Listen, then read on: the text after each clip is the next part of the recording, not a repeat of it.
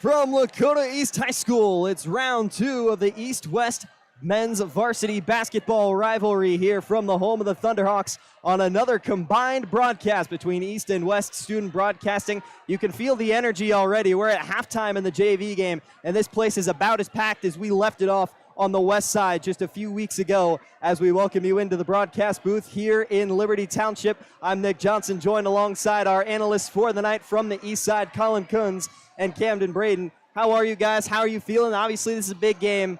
I mean, what's the energy like on your end? Oh, man, I'm feeling great to be here. It's always exciting to call a game like this. It was basically unmatched last week at West, and I feel like we have just nearly the same energy now. And like you said, it's only halftime at JV.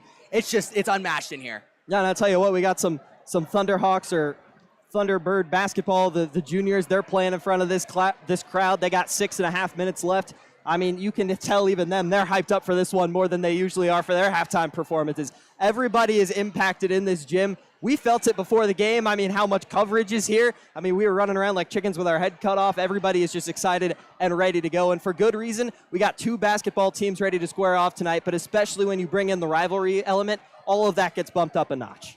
Yeah, absolutely. The coverage here, like you said, absolutely crazy. I mean, I've never seen coverage like this for a high school game, and that just kind of speaks to what East versus West is, especially these two teams. A game like this, it means everything tonight. Yeah, and of course, both of these teams, I mean, I mentioned how talented they are. I mean, you look at some of the stars on East, some of the stars on West. I mean, both of them getting juiced up, ready to go in the locker rooms now. I would estimate about maybe a little under an hour until varsity tip-off. So, I mean, they're still getting those juices going, ready to go. I mean, we're up here. We got a pregame show to go. So, I mean, like you said, everyone's feeling it. We're in this packed gym. But how about those Thunderhawks so far this season? They've got a great team on those benches. They're ready to go tonight after coming off a loss in round 1. Yeah, Thunderhawks have been huge as of late. Yeah, definitely very huge as of late. Obviously starting the season off really well, starting with a record of 7-2. And then it was really that last loss against Lakota West that kind of turned their season around. Kind of went on a losing streak, lost some tough games, lost some games that they probably should have won at the end against some tough teams too. So playing the best and almost beating them obviously goes to show the potential of this team. Having losses to like Covington Catholic, Sycamore, where they've played well, just not really being able to pull it out in the end. And those fourth quarter struggles are also some that we've seen them come up big at times. You know, games like Mason and Oak Hills, like where they won in overtime, obviously we have seen them come up clutch in those situations. So it just speaks to the potential of this team. They'll definitely be looking to get back on track here on senior night. Yeah, and like you said there, the West game started off a 6-game slide for the Thunderhawks, but starting to get back into things, winning 3 of their last 4, only dropping 1 to Fairfield last Friday at home here. But Nick, what has been going on with West recently? Well, I'll tell you what, just to add on to something real quick you said about East, anytime you start the month 7-3 and you finish 9-9, obviously I think what comes to mind first is a little bit of peaking early. So I was curious on your end, what do you think a win would do on the later half of the season before we get into West? Oh, well, this team's been very streaky this year, obviously, kind of building off their momentum and winning games just based off the way they play with their effort and just the kind of culture they've built. So I just feel like a big win like this, because it's been a while since they've had really a win where it's like, oh, like they're ripping the monkey off their back. So I think losing to West obviously kind of killed them earlier in the season, and I think getting that win back on senior night will definitely kind of boost a spark on this team, you know. Just kind of have some like that good luck, especially from like the role players and the way they've been able to score and help out Trey Perry this year. Much like we saw at the beginning of the season, they're looking to get back on that groove. Well, I'll tell you what, from the West Side standpoint, that first game at East, I mean, just as it was big for the Thunderhawks in a bad way, I mean, it was a big one for the Firebirds in a more positive way. Obviously, coming up with any big rivalry game win on your home floor is going to do great things for your team. But you just take a look at where this Firebird team is now, just a game back of the Sycamore Aviators, who they still have a senior night game against coming up on this Tuesday. I mean, to contend at the top of the division with a year 1 head coach in your program, I wouldn't say it's unheard of, because, I mean, crazier things have happened, and you know Coach Mox, he's a good coach. These players, there have been a lot of breakout players. You know they're good talents, but I would say it's just unlikely. You wouldn't have started the season and, you know, think back to this is where you're going to be. You wouldn't foresee, okay, we're going to be a game back this late in the season. The tournament draw is on Sunday, and here we are. So that game again against East definitely helped the momentum keep going. This West team, they've never really slowed down. Their problem, and I was talking with Colin a little bit about this before we went live here, is they'll get closer and closer to Sycamore, and they were even tied heading into the end of last week. And the season has kind of been made up of head scratchers and just disappointing heartbreakers. The head scratchers, I mean, the notable one that sticks out to me is the 41-30 loss on your home floor to Hamilton.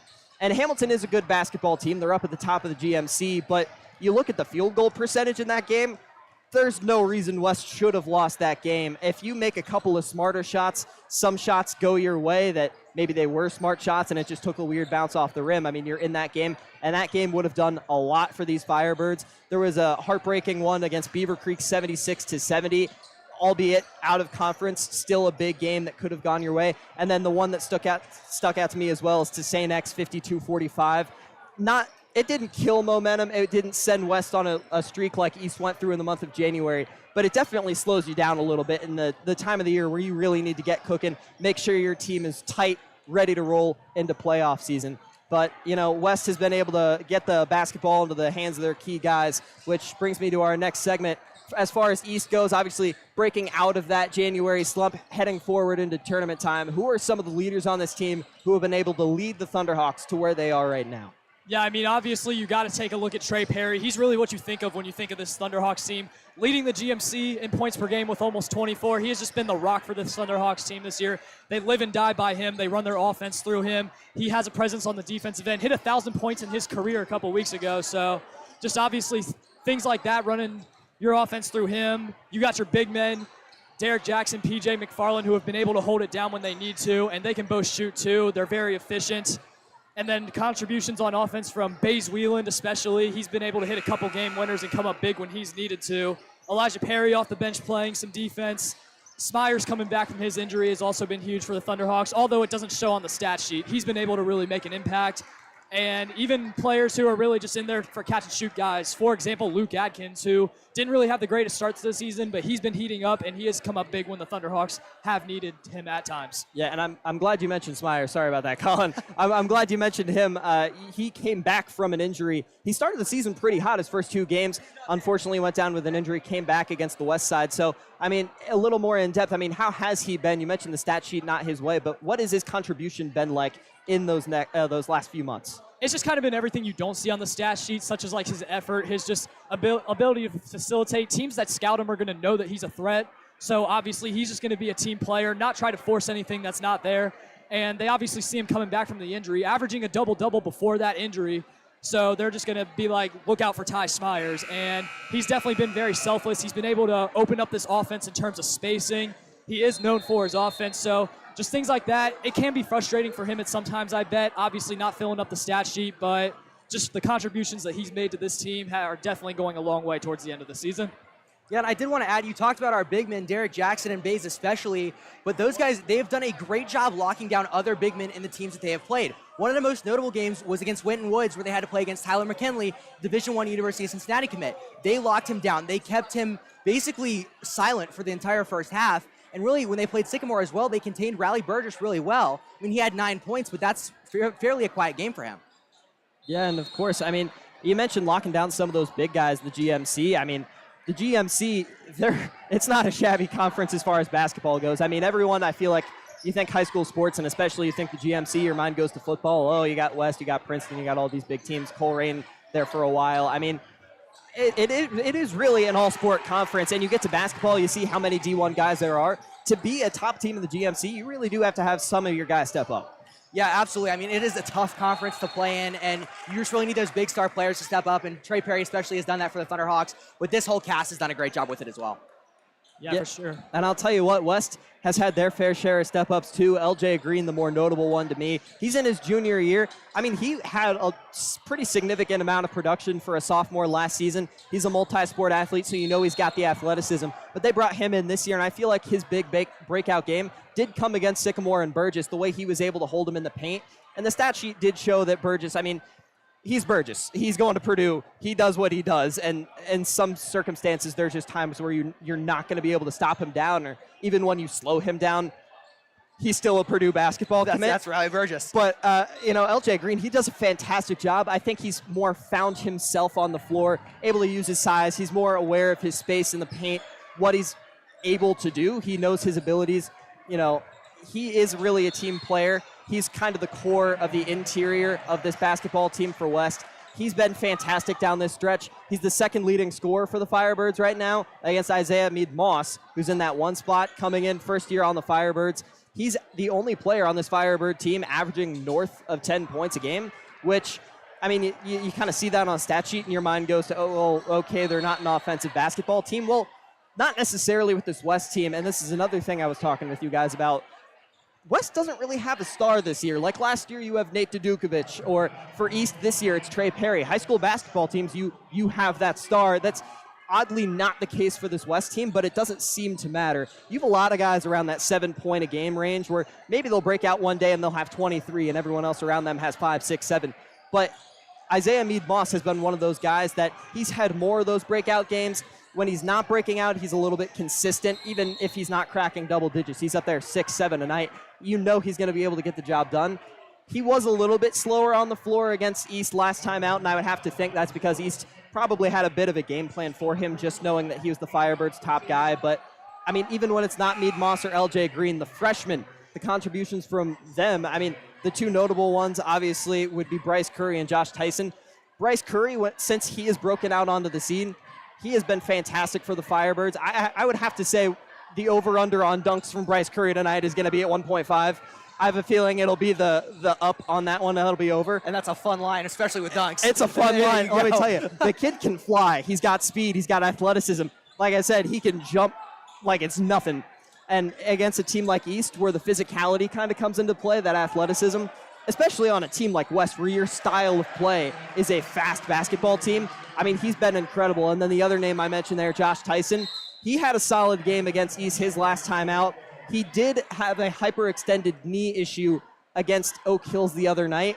From what I understand, sources are telling me he's going to be back tonight. I don't know how much we're going to see him or to what extent we're going to see him. But I will say this, going back to how evenly spread this West team is as far as talent goes, I will say I hesitate to say that you need him to play this game as much as he's played others, not because he's not a good basketball player, because he has a lot of talent, but just because of how even this team is.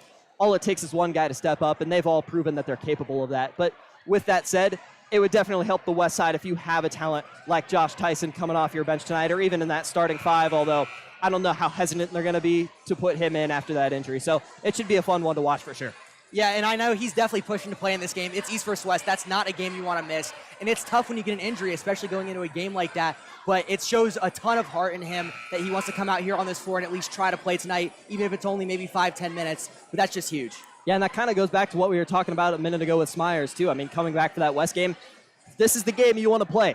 In high school, this is as close as you're going to get to NBA or Division I college level until you make it there. I mean, like we were talking about the atmosphere in this arena tonight. It feels more like an arena than a high school gym it felt like a few hours ago when we started setting up here. It feels just like a college arena. We can't say it enough. We've mentioned it so many times. With the energy, it's just so good. It feels like college basketball, and I know it feels great for the players to be down there on the hardwood. Well, I'll tell you what, we're going to take a quick break and bask in some of this energy real quick. We'll be back on the other side of the break in just a few moments. Lots of pregame coverage to get to, and then obviously an incredible basketball game ahead of us on the east side here tonight. Don't go anywhere. We'll be right back in just a few moments from Liberty Township.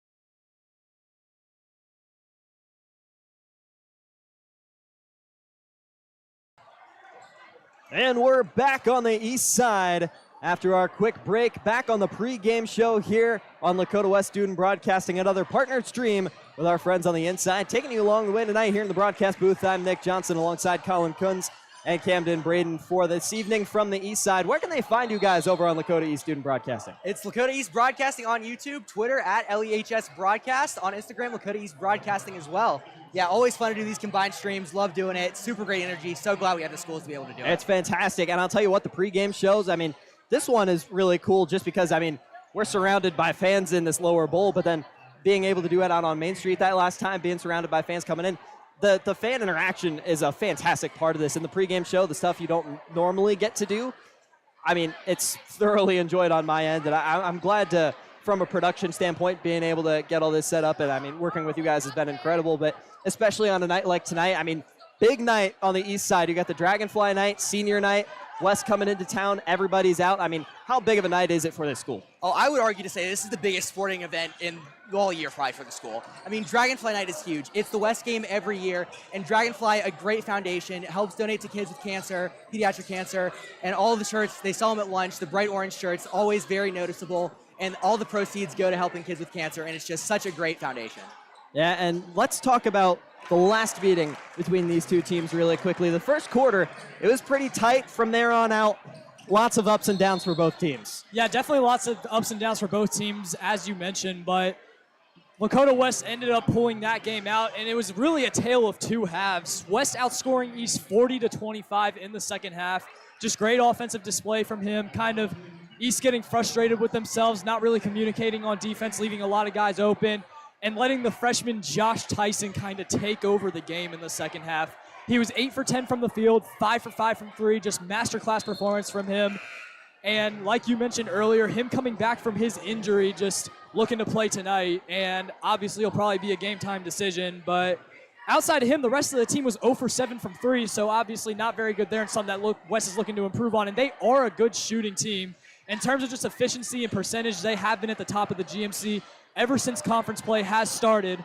So they'll be looking to continue some more of that success tonight. And then on the east side of things, Trey Perry being held to 12 points, one of the worst scoring games he's had all year. Just, again, East not really playing together, especially in that second half. And credit to Coach Moss and Lakota West for having a great defensive scheme on him. He didn't really have that great of a game scoring, and no one around him really had that great of a game scoring either. Trey was their leading scorer that game with 12 points, so that just speaks to how East offense was that game, and obviously second half defensively, kind of a disaster. So it was just one of those games where East kind of fell off a cliff afterwards, really bad for the morale. So I'm sure they'll definitely have a lot more discipline tonight, and Coach Atkins will have them ready to go. Yeah, and I'll tell you what, I mean, you mentioned the offensive onslaught that we kind of saw in that second half. There can't be, in a game like this for West, I mean, we mentioned earlier those head scratchers and the heartbreakers. Obviously, you don't want a heartbreaker against a district rival, but I mean, every game's going to come down to the wire. I mean, let's be honest with the atmosphere in this place. I mean, no matter how you play basketball, a lot of these games are going to come down to that, but you have to put yourself in the position to be in a close game like that, or I mean, if you can pull away, you can't have one of those head-scratcher games like I talked about with Hamilton where your field goal percentage is less than 35% or less than 40%. I mean, when you have looks, you're going to have to take them. So I think that's something we're going to have to watch for tonight, but definitely something West did really well in that first round.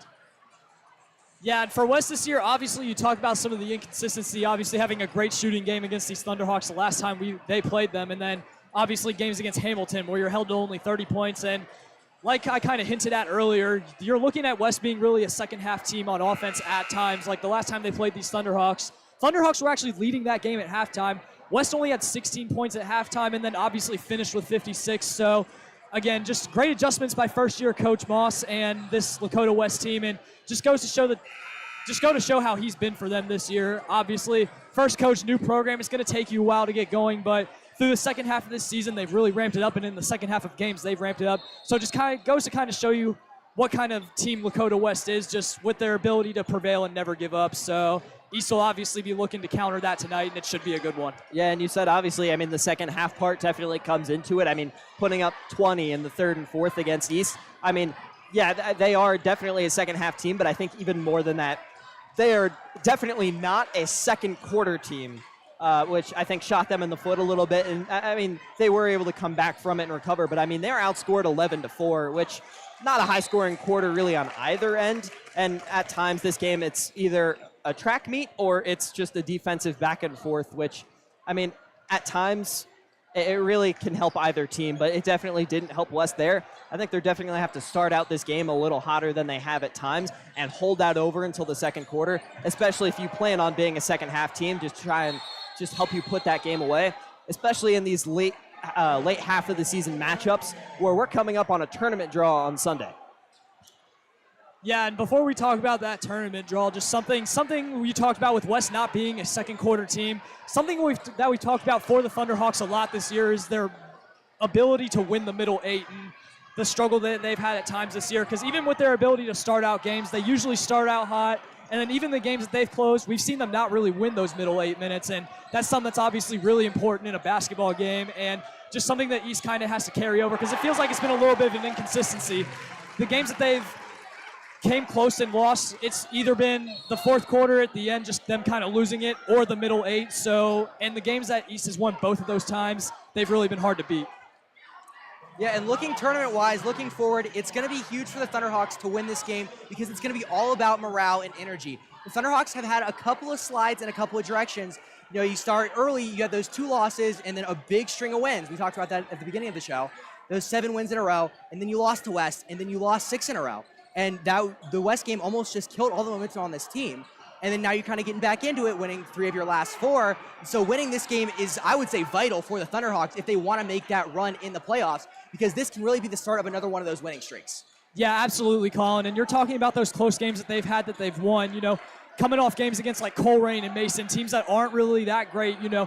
Sure, you've won 3 out of your last 4, but it's like we really need like a statement win, just something to like, you know, just make sure like, hey, like the Thunderhawks are back. They haven't had a win against a team like that in a while. They have beat Middletown twice, but other than that, they've played these really good teams really close, but just haven't been able to pull it out. So if you pull it out against a really good team like West, then I feel like it could go a really long way. Yeah, and I would say for West, too, heading into playoffs, I would say don't even think about the tournament just yet, which at some point, I mean, yeah, you kind of want to have it in the back of your mind because you want to peak at the right time. You want to get the team going, get them on the same page with each other. I mean, you essentially want to be one with one another. Know your team, know your role. Just the chemistry is a big part of tournament season. But I think that's almost overshadowed by just how close they are to the GMC title right now, being 1 out to the Sycamore Aviators, who they see on Tuesday, right after this game. So, I mean, yeah, I think this is a big game for both teams. I mean, you mentioned East needing to get on that the right page. We saw what it did last time, sending them through the month of January, which just really did not go their way. I think it can do the same for West. Put them on the right page for Sycamore. You don't want to get too much in your head about like the confidence thing and the, okay, we beat our district rival Sycamore. Ooh, that's nothing for us. You can't do that. I mean, you have to play Sycamore still. But if you use this game right, it can set you up for success to take that GMC. And I think if you take the GMC, the tournament comes easy. Yeah, and it feels like there's a lot still left to play for West. I mean, we kind of skipped to the tournament for East, but West, there's still a lot of basketball we played for them. Yeah, and, you know, taking a look around, I mean, you have Sycamore coming up, and then 2 games left after this one. You have senior night against Sycamore, which, I mean, I'm going to keep mentioning that one throughout the night, so I apologize in advance. But that really is a huge game for the Firebirds right now, and we'll get into Sycamore's matchup tonight later, but that game could very much decide things. I don't think Sycamore's taking a loss tonight. But then also you go on the road against Hamilton next Friday. Hamilton's right up there, too. I mean, they're not out of the picture entirely yet. You still have to worry about them, and we saw that head-scratcher, 41-30. So West is definitely going to want that game. They're also going to want the GMC, and whether or not that gets into their heads, I mean, yet to be seen. But, I mean, there's still 3 varsity games left to go. You can't start thinking about winning the conference yet. I mean, you have to take this game by game, and I think it starts tonight. Right, and I think if the Firebirds can get rolling, things can go well for them. And just got to say how impressive they are sitting at second in the GMC right now. And like we talked about earlier with the first-year head coach. Yeah, and I'll tell you what, around the GMC tonight, some big games as far as implications go, unless your name is Sycamore. We'll start off there. We'll talk about some predictions for the night. I guess we'll start off with that one. Sycamore going to Coleraine. I'm not going to give an explanation, Sycamore. Yeah, I don't know what I really need to say here, Sycamore. Honestly, I feel like Riley Burgess can beat them in a 1v5 by himself. Give me Sycamore. A Purdue man against 5 Cardinals. Hey, I can see it. I'd pay for it. Yeah, it would go. You want to leave this game? Yeah, go down like that. Yeah, right? This game would be nothing for that. Getting into something a little bit more competitive. Mason at Fairfield tonight. I know both teams really want that one. Two pretty middle-of-the-pack teams as far as the GMC goes. Pretty evenly matched. I mean, Fairfield being the home team there, I'd say maybe the upper hand in some cases, but I think Fairfield has been very up and down at times. I mean, we saw against West, I mean, they competed at the Cintas Center, which, yeah, there's energy involved with that one, and anytime you have a close game, I mean, a lot of it goes to that energy, but they go to Fairfield the other night and absolutely wallop them. I think Mason is a little bit more consistent than Fairfield, and I mean, neither team, if you're middle of the pack GMC, you're not going to be a perfect basketball team, but I think Mason just has the slightest edge over the Indians tonight. Yeah, you know, you talked about Fairfield being up and down and Fairfield being at home as well, but I think Mason's just kind of on a slide. Like, they're on a colossal slide right now, actually. 1-8 in their last 9 games, only winning that one game against Coleraine. But with Fairfield being at home, I think that's an easy game for them. I think they take it. Yeah, and like you mentioned, Mason being on a colossal slide lately, obviously not really playing well as of late. And then Fairfield's just one of those teams, you're always going to get a tough game from them, obviously defending GMC champions. They're going to be looking to fight every week, you know, just trying to take their crown back, even though obviously it's not going to happen this year. They still feel like they got something to play for. It's at Fairfield. And last time we picked the games, it was Fairfield and Mason when we all picked Mason and we were all wrong. Fairfield ended up blowing them out. I'm not making the same mistake twice. Give me Fairfield. Yeah, well, I'll tell you what. You mentioned the losing streak, and there's a reason I didn't mention that.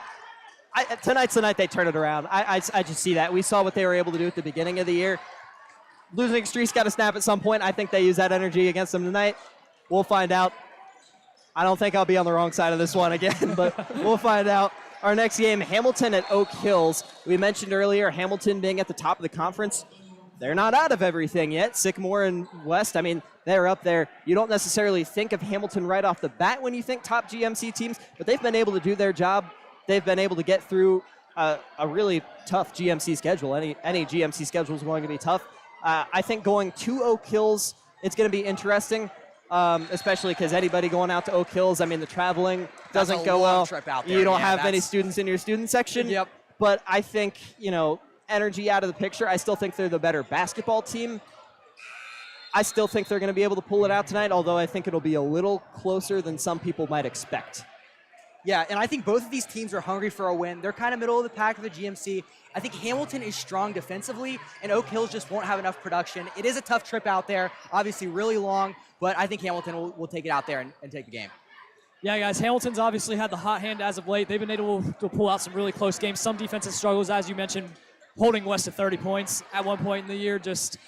And Oak Hills is just one of those interesting teams. You never know what you're going to get out of them, but they are a good team. This should be a very close game. It could go either way, but I'm going Hamilton.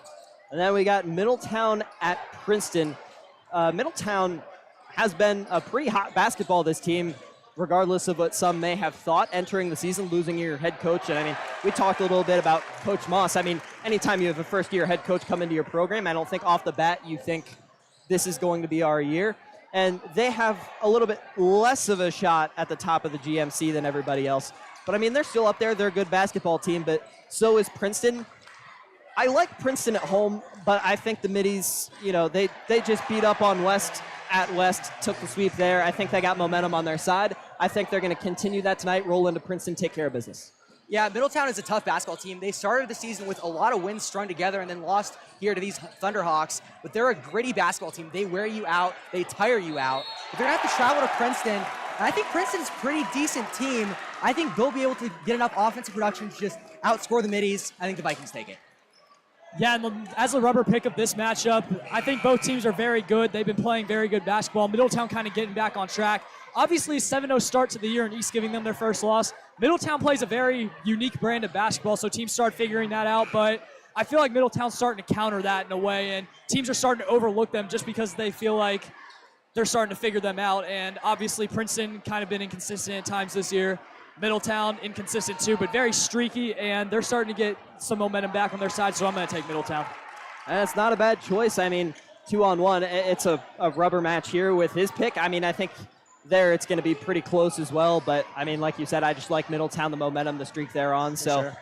It's a very streaky conference right now with the GMC, and I think we're going to see a little bit of that tonight, which brings us into our final GMC contest of the night, the one that we have the privilege of being at here. It's still filling up. I don't know how we're packing in here. I know it's already nearly full. I'm just kind of looking around, looking up, and it is packed in here. I still see people filing in through the doors. I see we learned from the issues at West. I mean, it was packed around the walls at West. They brought in extra bleachers, and we're still packed in like sardines up here at the top. Full bleachers, full extra bleachers. Every seat in here is filled. It's incredible. Yeah, I mean, all those bleachers are filled. They got the top deck pulled out. Everybody's up in there, and then see that bright orange student section. We can't see the West one on camera, but I can assure you they're definitely here. They're out in numbers. West has had issues at times with their traveling, but I'll tell you what, you get a game like East, everybody wants to be in attendance, and it should be a fun one here tonight. So diving into our picks real quick, we talked about the consistency issue with really both of these teams, and it seems like they kind of offset each other a little bit. They both, they play the first quarter. It was deadlocked pretty much. I mean, West had a lead by 2 points heading into the second. West lets things slide. East lets things slide, and then eventually we get to that fourth quarter, which is just, I call it an emotional mess because you're playing such a big game. I feel like in some of that case, your brain is a little bit turned down, and you kind of play with raw emotion. I want this play to go. I'm trying to get the ball to this guy. With East, how can I feed it to Trey Perry? Trey Perry might not be taking smart shots. For West, it's how can I find my guy that's open? Let's launch some threes. Let's take some questionable looks. Both teams definitely have their downfalls in those close situations.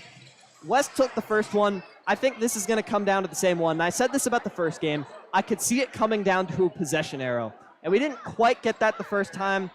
I'm going to stick with it and say that same thing here tonight. I think we could very well see it come down to a possession arrow. And I'm going to give the edge to West. I do think East really wants this one. I mean, we talked about their losing streak, and it started with West. They're gonna want to come in tonight, take West, take their season back. I think West is... I like their team being a little more spread out. I think if you take care of Trey Perry, the game kind of follows itself. So that's why I'm taking West.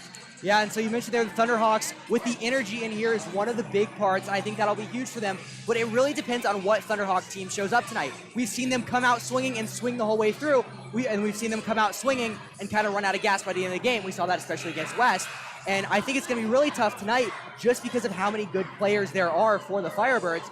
The Thunderhawks are really going to have to step up defensively and try to stay conditioned, try to stay with them, and just make sure they can keep it close. I also think another big aspect is letting Trey just cook tonight. I think Trey is going to need to be able to score.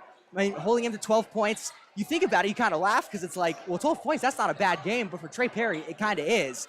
I think if Trey Perry can get up above 12 and we can get some other three-point shots maybe coming from Wieland and Jackson, I think the Thunderhawks will take this one. Yeah, and it was a very opposite effect last game that these two teams played because obviously everyone was expecting East to win. They had won 7 in a row. They were high and mighty coming into the game, and it was just kind of a bad storm for East during that game. Like you mentioned, Trey Perry and his 12 points, and then obviously Josh Tyson shooting 8 for 10 from the field, 5 for 5 from 3. Not saying he's not a great shooter, but it's very unlikely that very percentage could happen again. So just something that East will definitely be looking to neutralize. They did let him have some open shots last time. And last time you mentioned the 16 seed versus the 1 seed, even though it's really not that extreme, I'm still going to use your own logic against you. But especially with East-West and really almost any team in the GMC, you can see any team win on any given day.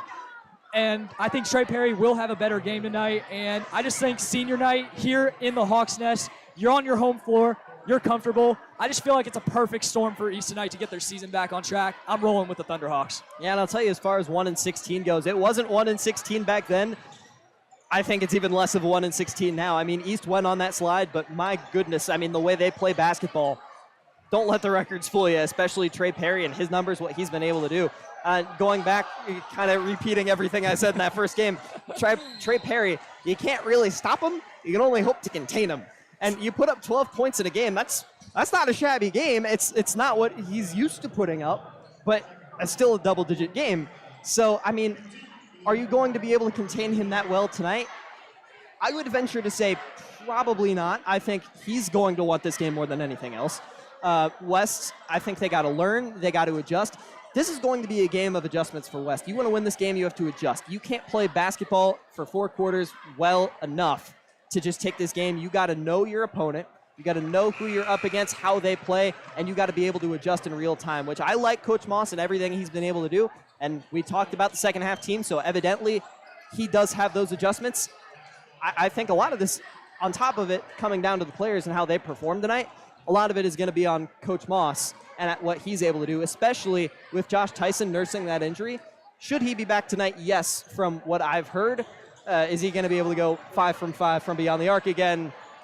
Probably not. So you're going to have some of those other guys step up. Who is Coach Moss going to kind of hand that torch to as we're going to try and set you up? Or who are the players going to decide he's got an open look, take a chance on him, and then he gets hot? You got to know your team.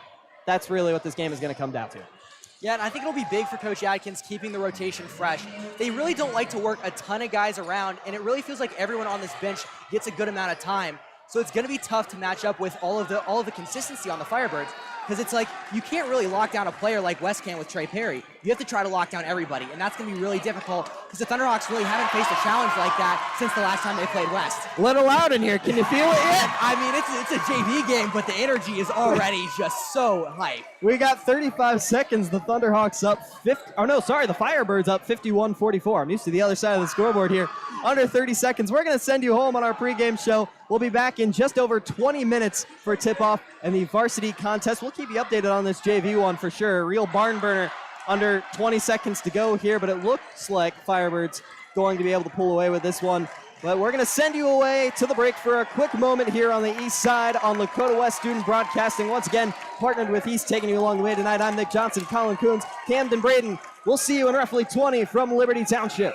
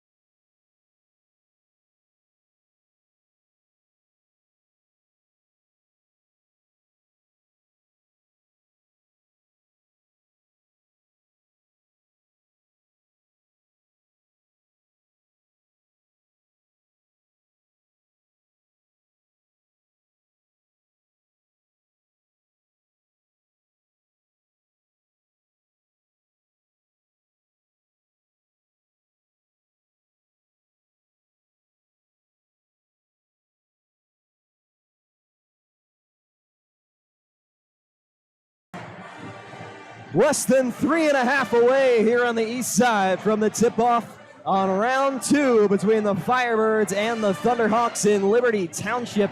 Big game ahead of us from the east side, and I'll tell you what, we're starting to feel the energy. This packed house keeps getting more packed. The voices, throw them out the window. I think all of us have lost ours, and you can probably hear it. I mean, we're getting pumped up, ready to go in this one. Numbers have been posted on the scoreboard for the starting 5, and we're going to go through the West starting 5 first before our special pregame ceremony. There will be a moment of silence for EJ, the West student who lost his life due to medical condition issues a few sad days ago on the West side. So we will be having a moment of silence for that during the break. If you would all keep him and his family in your thoughts. But ahead of that, the starting 5 down on the floor for the Firebirds before we take you into the break on this one. Leading things off, it's the freshman 6'3" forward, Bryce Curry. He'll be out alongside his cousin wearing the number 1, the senior 6-foot guard, Bryson Curry. Isaiah Meade-Moss wearing the number 10, standing 6'2", will take the guard position alongside freshman number 12, Josh Tyson, coming back off of a hyperextended knee this evening. And rounding things out for the Firebirds, wearing the number 21, standing 6'5" in his junior year, L.J. Green. Now let's take a look at the home Thunderhawks senior lineup tonight. We got some exciting players starting out there for the Thunderhawks. Starting off with the 6'1" senior guard, Tyler Bachman, the 5'8" junior guard, Luke Atkins, 6' senior, Elijah Perry, the 6' senior guard, Jacob Stringer, and the 6' senior guard, Carter Breslin. Yeah, and Coach Atkins going with the all-senior lineup to start this game here on senior night. And something interesting that we've talked about before that we went live, who is going to do the tip-off tonight for the Thunderhawks?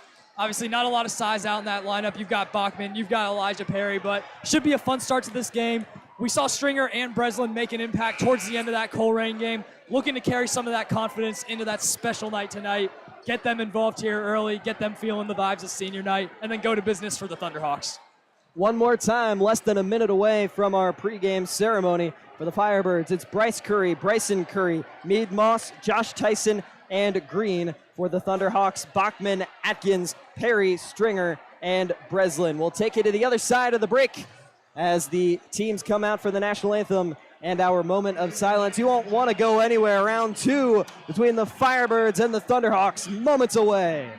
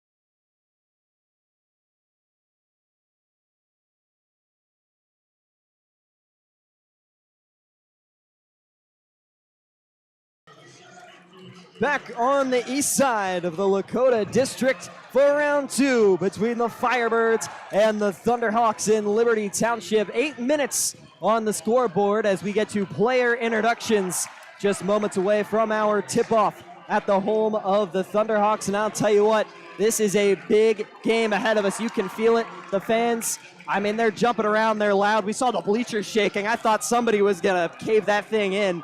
I mean, it is a big game here today, and we talked about these big games and how everything kind of levels out. So looking at an East perspective, what do you think are the keys to the game for the Thunderhawks to split this series? Yeah, I think first and foremost, the Hawks have to win the second half. That's obviously big and something we've talked about with them all season, and especially with how good West comes out of the locker room adjusted and just coming out of there playing well, and then East kind of been the opposite story.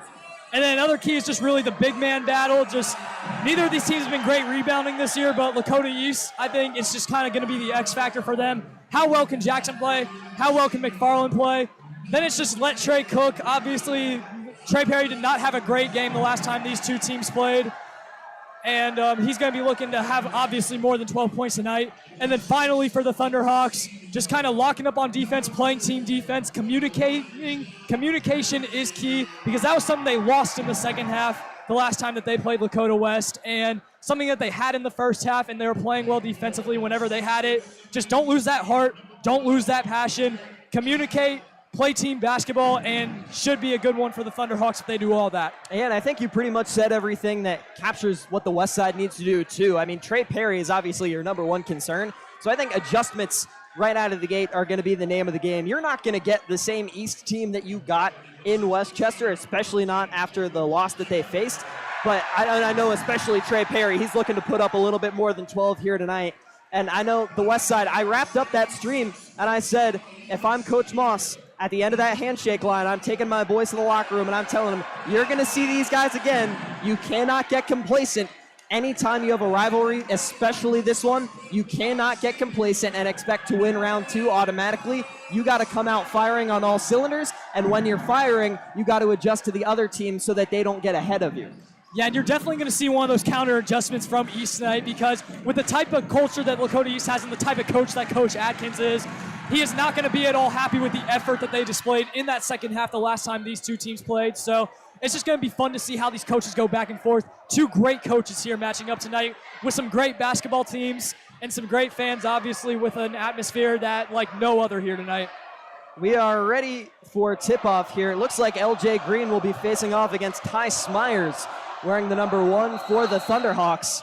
Call me Phil Collins. I can feel it in the air tonight as we are off from the east side, round 2, as the Firebirds win the tip. It's Bryson Curry taking things away for the Firebirds.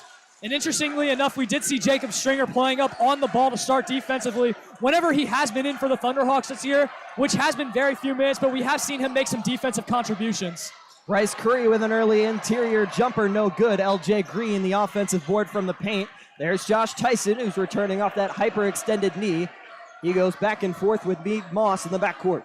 And that'll definitely be an interesting player to watch tonight, see how much time he gets, see how much he plays, see if that knee starts to bother him at all, because he's definitely one the Firebirds want to have out there. Bryson Curry tries to find LJ Green, gets tied up in the paint, and it looks like we're going to get an early jump ball possession Thunderhawks. Yeah, now couple of second chance opportunities there. Thunderhawks playing some great defense. Yeah, and that was just a great job by Stringer right there. Obviously going up against LJ Green, who is a lot bigger than him, but good job by Stringer just going straight up and being able to get his hands up and get all ball right there. Just phenomenal defense right there by him.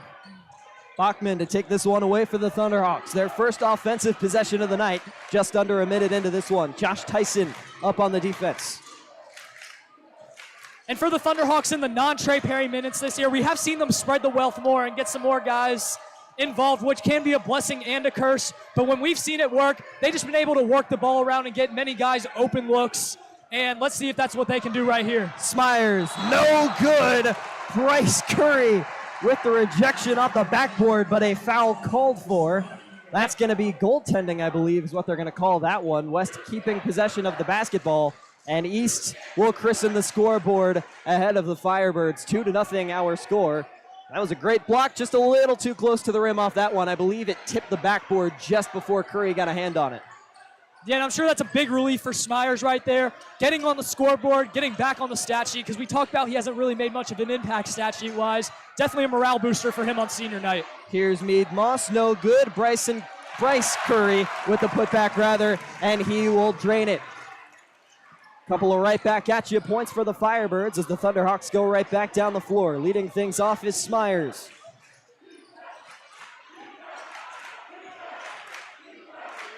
Here goes Bachman, finds Stringer in the corner. Stringer on Mead Moss trying to find a lane, won't get it. Back to Bachman on that wing.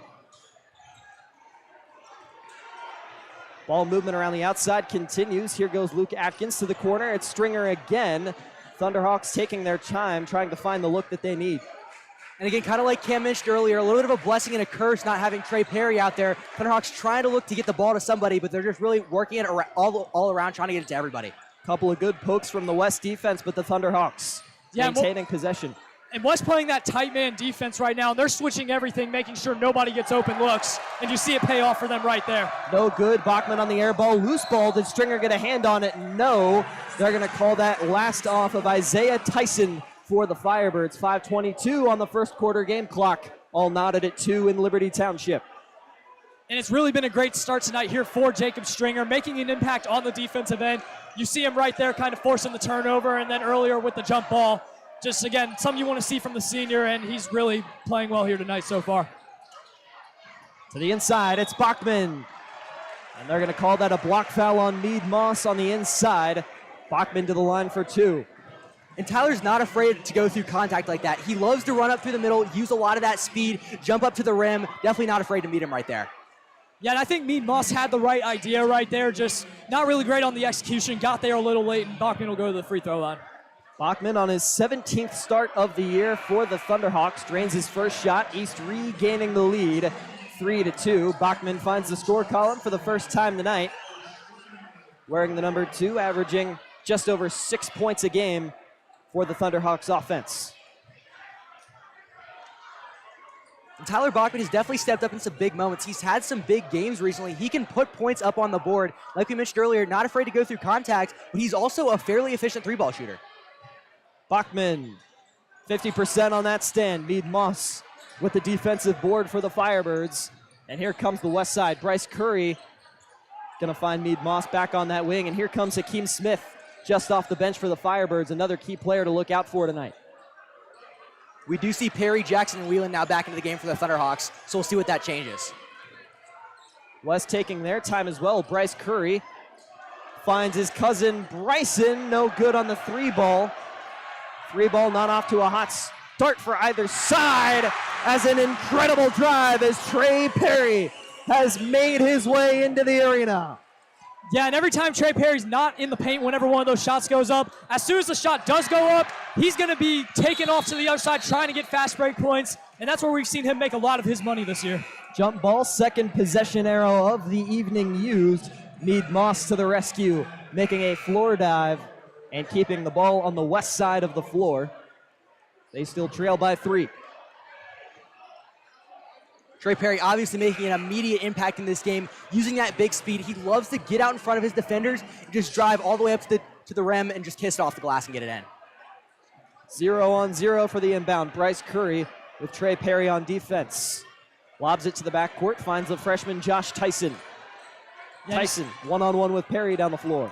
And Elijah Perry pressing up top, as we've seen him do a lot this year. Definitely a big defensive impact player here for the Thunderhawks, who can definitely change a game. 3-ball for Mead Moss, and he's got it. Back to a brand new ball game about halfway through the first. 5-5 on the floor of the Hawks' Nest. Yeah, and right there for Mead Moss, obviously. Firebirds leading scorer, definitely cannot neglect him. It's tough when you got 4 other guys to worry about who can hurt you, but definitely he's not one of the ones that you want to leave open. Trey Perry on the wing, makes his way inside, goes up. No good. Hakeem Smith going over a couple bodies for the rebound. Firebirds take over. They look for the lead. Here's Preston Robinson.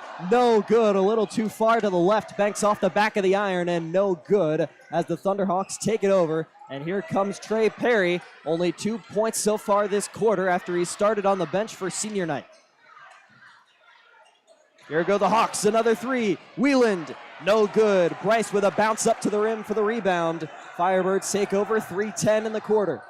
To the corner, Robinson again, won't take his three. Bryce Curry thought about it, steps back and he will. No good, not enough on that one. Not much falling from beyond the arc for either team really tonight. A lot off the iron so far.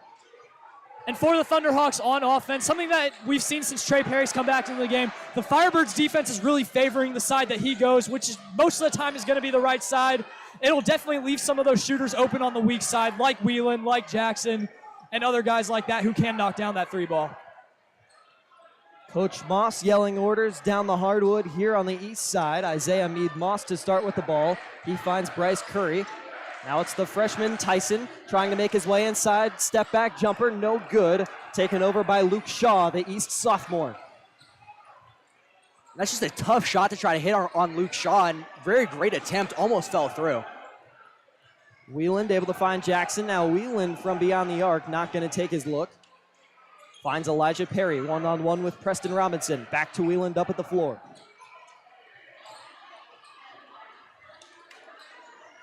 Trey Perry a little tied up, 0-on-0 with Curry. Here goes Derek Jackson. Jackson up. No good. Foul called for on the interior. The east side likes the call. I believe that was Hakeem Smith who's going to get called. No, it is not. Oh, it is Hakeem Smith. Hakeem Smith will be called for his first personal. That's the second west side foul of the quarter. East, no blemishes on the card just yet, as Derek Jackson will go to the line, his first stand of the evening. Yeah, and something I really like about this Lakota East offense, especially tonight so far, is that it doesn't really seem like they have any structure on who needs to do what. Just screen and roll, set off the ball screens, get guys open. And when you do that enough on each possession without turning it over, you'll get looks like that where Derek Jackson's going to be in the paint and get fouled. Jackson, the 75% free throw shooter. 2 for 2. 7-5 our new score. Back and forth, but East on top yet again. See if the Firebirds have an answer here. Tyson Davis checking in the ball game, finds Preston Robinson as they go back and forth. And it feels like so far this has been the game we expected it to be. Just back and forth, low scoring early. Both teams playing gritty basketball. Loose ball, PJ McFarland comes up with it for the east side Thunderhawks. 1:35 on the clock. Here's Trey Perry, thinks twice, moves it back out. Luke Shaw on Preston Robinson.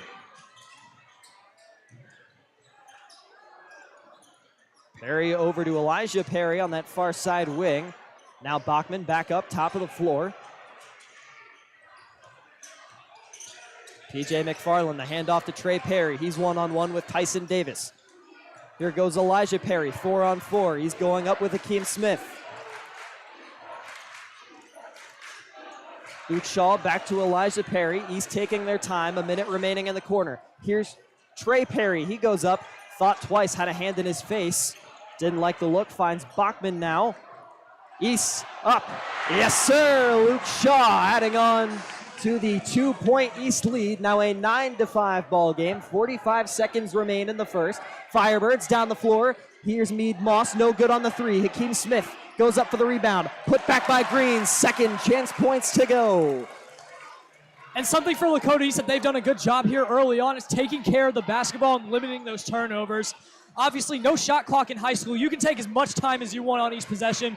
East is taking advantage of that, making smart passes, trying to get guys open, and you see it paying off here on most of these possessions early on. Elijah and Trey Perry sharing some back and forth in the backcourt. 10 seconds remain in the quarter. Right now, Perry situated on Tyson Davis.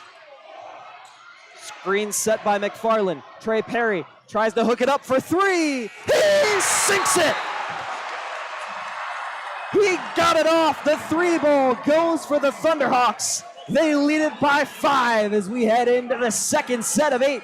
12-7 your score. The Thunderhawks haven't forgot about that round one on the west side. We'll take a quick step aside. 8 minutes to half when we return on this partnered stream here on Lakota West Student Broadcasting with East Broadcasting at the Hawks Nest.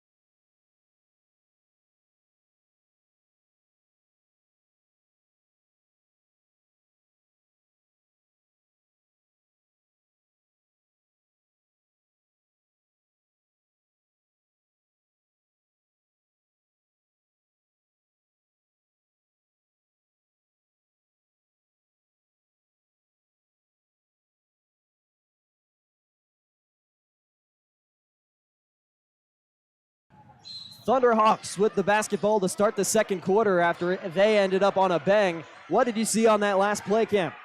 Yeah, that last play, they just really worked it around. Just some magician work right there from Trey Perry, making that overhead pass back to Bachman. And just a great job by Bachman, squaring his feet, getting his hips straight to the basket, and just hitting a textbook three right there to end the quarter. Arrow switches at the end of the corner, so it will be the west side kicking things off with the basketball after the jump ball. Arrow switching back over to east. We've seen a couple of tie-ups here tonight. Kind of goes back to the level of physicality you expect when these two teams meet. Yeah, and you wouldn't expect to see as many tie-ups as we did the other night in the girls' game, but so far there have been a couple types, and it just speaks to the aggression that these teams are playing with without fouling.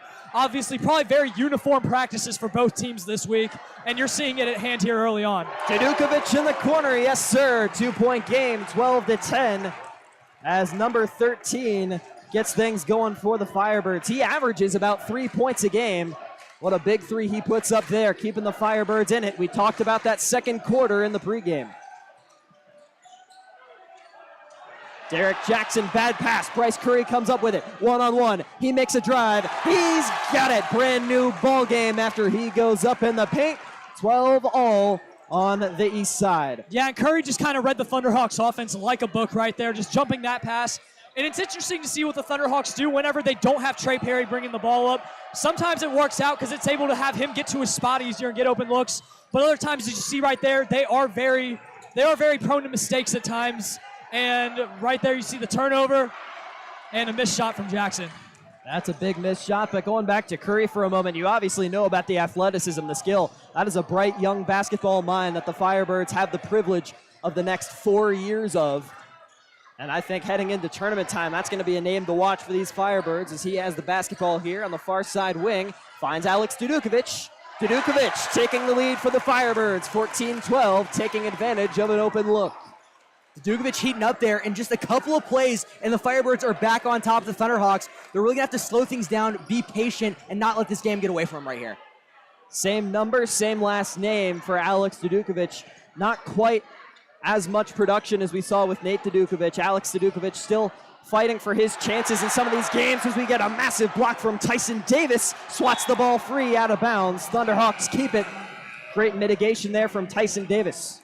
And something you talked about in the pregame show, Nick, is Lakota West's second quarter struggles. The last time these two teams played, Lakota West scored 4 points all of the second quarter. And here in the first couple minutes in the second quarter of this game, they are on a 7-0 run here already to start the quarter against the Thunderhawks.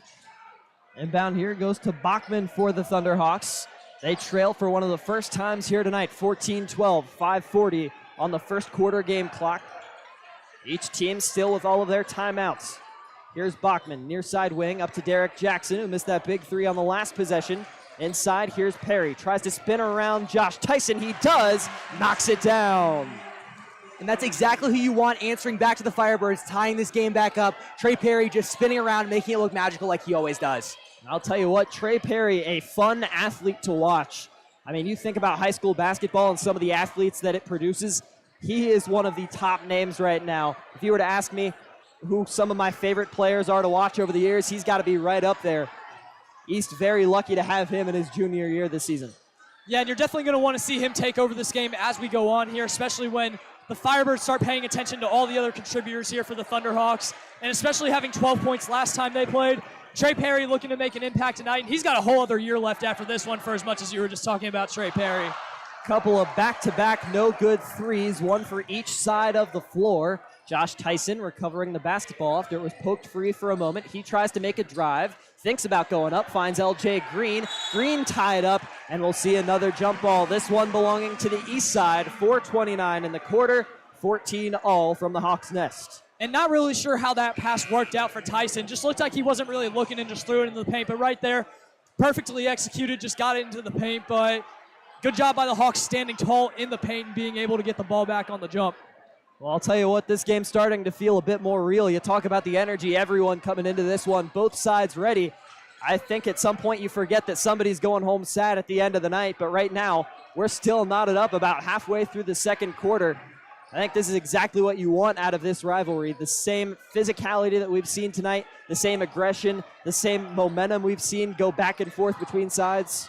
Yeah, and definitely a lot of basketball to be played here tonight, and very hard to think about who's going to be the one going home sad when you got a tie game here middle of the second quarter. And there's Bryce Curry yet again making his presence known in the paint. Comes up with a block. No goaltending called on that one. Bryson Curry will have it far into the backcourt for the Firebirds. Makes a drive in. Here comes Bryce Curry. Now Alex Dudukovic. He has 5 on the quarter. Bryson now looking to make a drive. Step back. Deep 2, and he's got it. The shooting for both sides starting to step up in this set of 8. And a lot of movement there. Him just making it look silky smooth, stepping back, getting that one to fall all the way through the bottom of the net. Here goes Trey Perry up through contact. No good. Recovers his own rebound. And he'll be fouled on his way up this second time. We do apologize for any foul language you hear around us. We are very packed into this gym, and that means some standing room taken up behind us. Yeah, and right there from Perry, just a great job on the cut to the bucket. And something that West wasn't really expecting, but just a great heads-up play by him, knowing as soon as he put that first shot up that it wasn't going in, there to grab his own board and give himself a second chance, resulting in a trip to the free throw line. Trey Perry about 77% from the line this season. Not the guy you want to send, but he makes his own opportunities when he gets into the paint. And really, one of the only ways to stop him is to make contact with him on his way up. But he makes the most of his trip there, 16-0 after he sinks both of them. Yeah, and you mentioned you don't like sending Trey Perry to the free throw line. This whole Hawks team you really ideally don't want to send to the free throw line. In terms of percentage, they are at the top of the GMC in terms of free throw percentage. So Firebirds will definitely be looking to limit that as this game goes forward. Violation from the Firebirds. Too long in the backcourt. They send it right back to the east side. Thunderhawks are definitely going to want to take advantage here and try to start to get things rolling. I mean, this has been a game back and forth of ties. We'll see what the Thunderhawks try to dial up. Really hasn't been a run for one team specific. It seems to be both teams going on runs at the same time, and then they both cool down at the same time. As you mentioned, big chance here for the Hawks as Baze Whelan tries to find his way in, kicks it back outside. It will fall for Bachman. And on that possession specifically, just a great job there by the Thunderhawks, utilizing their ball fakes, getting West jumping up in the air. Kind of is a way to keep them honest, and you see right there, just a normal closeout right there on Bachman. Gave him enough space to be able to shoot that 3. Bryson Curry slowing things down for the Firebirds. They trail by 3 after Bachman regaining the lead for the Thunderhawks. Here's Mead Moss, loses the ball, tries to pass for Josh Tyson in the corner. It will be tipped and out of bounds off a Thunderhawk. The Firebirds will maintain it, but a good poke from the East defense. That was another one of the aspects we talked about in the pregame with Ty Smyers there. Maybe not a ton of production on the score sheet, but he shows an incredible amount of heart out there on the basketball court. And we saw it there with him diving for that ball and trying his best to save it. Bryson Curry still keeping things slow as Coach Moss yells down the hardwood. Bryce Curry kicks it to LJ Green on the inside, finds Tyson Davis back to Green. Had an open look, then faces a double team. He'll be fouled on his way up. Yeah, and the Hawks are definitely going to be looking to help down low when LJ Green is able to get the ball in the paint. And you see right there, Tyler Bachman had the right idea there, coming in for the help, just got a little bit of hand right there going up. LJ Green to the line for the Firebirds. About 57%. The numbers don't tend to do him justice, a bit more clutch than the stat sheet will let on.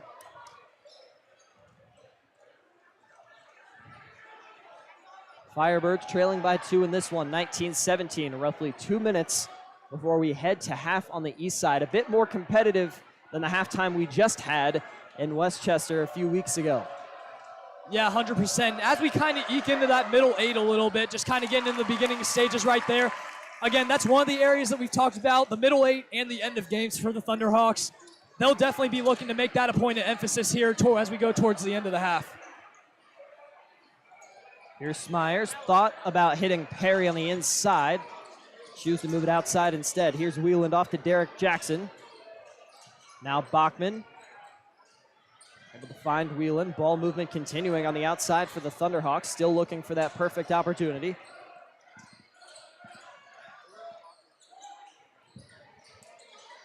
And Bachman freezing for a moment. And just something right there that's really impressive for this Hawks offense is just their ability to be doing something, all 5 guys, all the time. And nobody's really ever standing around just doing nothing. You're either posting up, you're moving, you're setting screens for each other. And that's just a reason why they're so good at what they do whenever it comes to catching and shooting. And you're seeing it at effect so far tonight. Called for the foul is his first personal. Tyson Davis will make for the second in the foul column for the Firebirds in this quarter. Bays Whelan set to inbound from the baseline for the Thunderhawks as we get a substitution. P.J. McFarland on in place of the big man Derek Jackson. Yep, and it sounds repetitive because I say it every game, but P.J. McFarland just a great filler for Derek Jackson whenever he needs a break. 4-point lead now after the big three ball from Tyler Bachman, who has been on tonight. 11 points in the first half. Loose ball. That's not going to be a jumper. Trey Perry taking it over. Here go the Thunderhawks. He nails it, 24-18. And here comes that first true run we were talking about as Coach Moss. You can see how unsettled he is down on that bench, calling his first timeout. We'll take a timeout with them. 24-18 Thunderhawks in this one.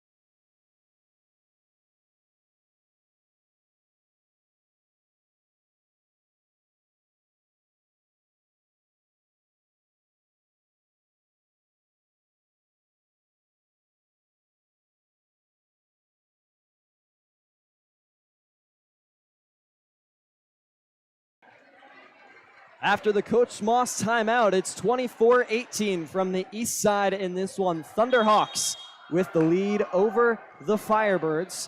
On the inbound, it's Alex Dudukovic able to find Tyson Davis. Just about a minute to play before we head to half as here's Mead Moss. Out of the timeout, no good. Would have been a big triple to fall for the Firebirds. Another fast break look for the Thunderhawks here. They will decide to back off. Tyler Bachman moving it to the backcourt. And on the offensive end right there for the Firebirds coming out of the timeout, that was really your perfect storm right there. East is going to come out in that press, obviously leave a guy open, push it down the court really quickly, and they were able to find Mead Moss right there for an open three. Just couldn't get it to fall. Here goes Bachman making his way through the inside. No good. Put back in the second chance. Points to fall with 21. It's 26-18. Maybe not going to be as competitive as we imagined heading into half when compared to that last meeting. We talked about the second quarter. It was solid for a while on both ends, but now things starting to fall apart for the Firebirds. Yeah, and we were talking about the Firebirds' second quarter struggles and the Hawks' inability to win the middle eight. So far here on the front end of that, the Thunderhawks have impressed, gone on a little bit of a run here, like you said, and Firebirds just looking to answer here before halftime. I expect to see them hold for the last shot. See the Firebirds get set for the inbound here. 14.8 seconds remain. We'll see if they elect to stick with the 3-first offense that we've seen so far in this first half. 10 seconds. Josh Tyson gets fouled just in front of the half-court line. Yeah, and I feel like that was an intentional foul right there for the Thunderhawks. Just Luke Shaw grabbing all over him. Obviously had one to give, so definitely a smart play right there, making the Firebirds reset. Neither team near the bonus. East with 3 fouls this quarter, so they would need 2 more to send West to the free throw line with 8 seconds. And we're going to get another one there, a hold. That'll be on Luke Atkins. Yeah, and it's just smart basketball and good coaching right now for the Thunderhawks, constantly making the Firebirds reset, seeing what kind of look they're going to come out in and trying to counter that. each time you give those fouls. And you just see right there them being really aggressive with the hands, attempting for the steal first, and then when you know you're not going to get it, just putting your hands all over him and getting that intentional foul. Bryson Curry to inbound it, 6-6 remaining. Here goes Josh Tyson down the floor, finds Bryce Curry, steps to the side, travel called. He didn't make the three ball anyway, but a big no-point possession at the end of the half for Lakota West. You can go ahead and circle that one. We might be coming back to it towards the end of this ball game. If last meeting was any indication as far as the emotional mess, as I called it, the poor offensive play, needing points late, you kind of come back to some of those early sequences. Yeah, and the Firebirds really got to just not let that affect them right here and tighten up on defense, because we saw the buzzer beater from the Thunderhawks at the end of the first quarter, and they'll definitely be looking to do the same right here. Wheeland off the inbound, recovered by Josh Tyson. He'll heave one up, and it is woefully short as we will head into the locker rooms. East side 26, the west side 18 on this partnered stream between Lakota West Student Broadcasting and Lakota East Student Broadcasting. Up in the booth, taking you along the way tonight, I'm Nick Johnson, Colin Coons, Camden Braden. We'll see you on the other side of the half, but first, where can they find you guys over on the east side? It's Lakota East Broadcasting on YouTube, as well as at LEHS Broadcasting on Twitter, and Lakota East Broadcasting on Instagram. And with that, we'll see you on the other side of the break, 10 minutes away from the finale in this one, 26-18, Thunderhawks lead.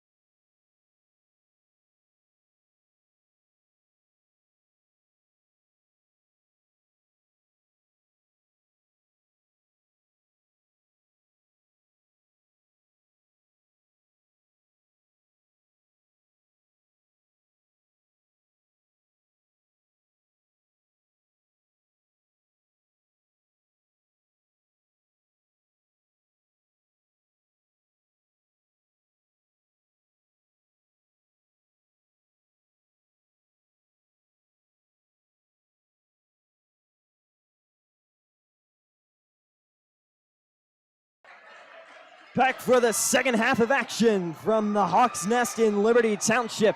Currently, it's the Thunderhawks on top of the Firebirds, 26-18 with 16 to play. As we welcome you back into the broadcast booth here on Lakota West Student Broadcasting, partnered with East Broadcasting, taking you along the rest of the way tonight. I'm Nick Johnson alongside Colin Coons and Camden Braden. And guys, I'm going to be honest with you. We were talking about this heading back into this game. I don't know how we can get back into basketball. I think we can all go home after that halftime jump rope performance. You can see it in the bottom corner of your screen. I think the whole arena about blew the roof off. Oh, I've never heard it loud in here for that, and it was well-deserved. That jump roping was so impressive. Don't know how we can get back into basketball, but we're gonna have to try. Yeah, kind of getting back into basketball mode here. Obviously, coming out of halftime, interesting to see how these teams counter-adjust to the ways that they've been attacked, especially with the Thunderhawks, with the run that they were able to go on towards the end of the first half. Obviously, closing out the half strong, scoring and playing defense, and they'll just be looking to win the back half of this middle eight. I said it in the pregame show. I said it a couple times while we got going up here on the broadcast. Adjustments are the name of the game for the Firebirds. I would even venture to say the Thunderhawks too. But the Firebirds have got to adjust. You've got to learn how to shut down this East offense. Trey Perry still only had 4 points in that first half, but it was East utilizing some of their other weapons. Oh, sorry, 8 points. Sorry, looking at the wrong zero on the scoreboard. He had 8 points in that first half, but still East utilizing some of their other weapons like Bachman in that first half, who drained 11. Yeah, and Bachman, we talked about it earlier. He's one of those big players that can step up in big moments. And there's Hakeem Smith out of the locker room hot. He's got his first 3, 5-point ball game, 26-21, 6:50 in the third. Yeah, that was just a great job of ball control right there from the Firebirds. And if there's anything we learned about this Hawks team all season, this game is never over, especially when you're up. They have a tendency to kind of relax a little bit whenever they get that lead, and they'll definitely be looking to kind of keep their foot on the gas pedal here tonight. Up goes Elijah Perry, a little bit of contact. Pump faked as Hakeem Smith came flying in. And that was just great patience right there from Elijah Perry. Just hesitating right there, letting Hakeem Smith jump in, getting that basket to go. That was a rough look on Smith. Took a big elbow to the face. I believe that was Derek Jackson, it was. He'll pick up his first personal. East in the foul column for the first time this half. West still foulless. Bryce Curry set for the inbound for the Firebirds. The 5 on the floor. Bryce Curry, Bryson Curry, LJ Green, Josh Tyson, and Hakeem Smith making up the 5, wearing all black tonight for the Firebirds. Bryce Curry kind of caught up on the wing there against Bachman, has to find Josh Tyson, top of the floor. He tries to spin his way through the lane, goes up. He'll draw the foul, nearly had the and one, but it spins around and takes a Thunderhawk roll off the rim. Yeah, and the freshman Josh Tyson right there, like we mentioned earlier, he is the guy that took over, especially in the second half, the first time that these two teams played, so he's definitely going to be looking to get involved here going forward. Had 21, as you saw on your screen, against East in that first meeting. He's sent to the line here, has yet to crack the score column, and he won't do so on his first shot. West trails by 7 as he looks for a second.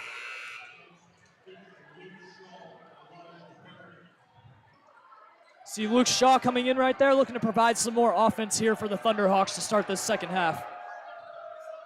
Tyson from the line, looks to find the score column.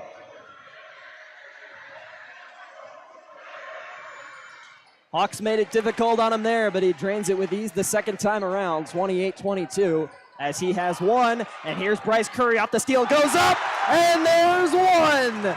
We set the over-under at what, 1.5? Well, we've got 1.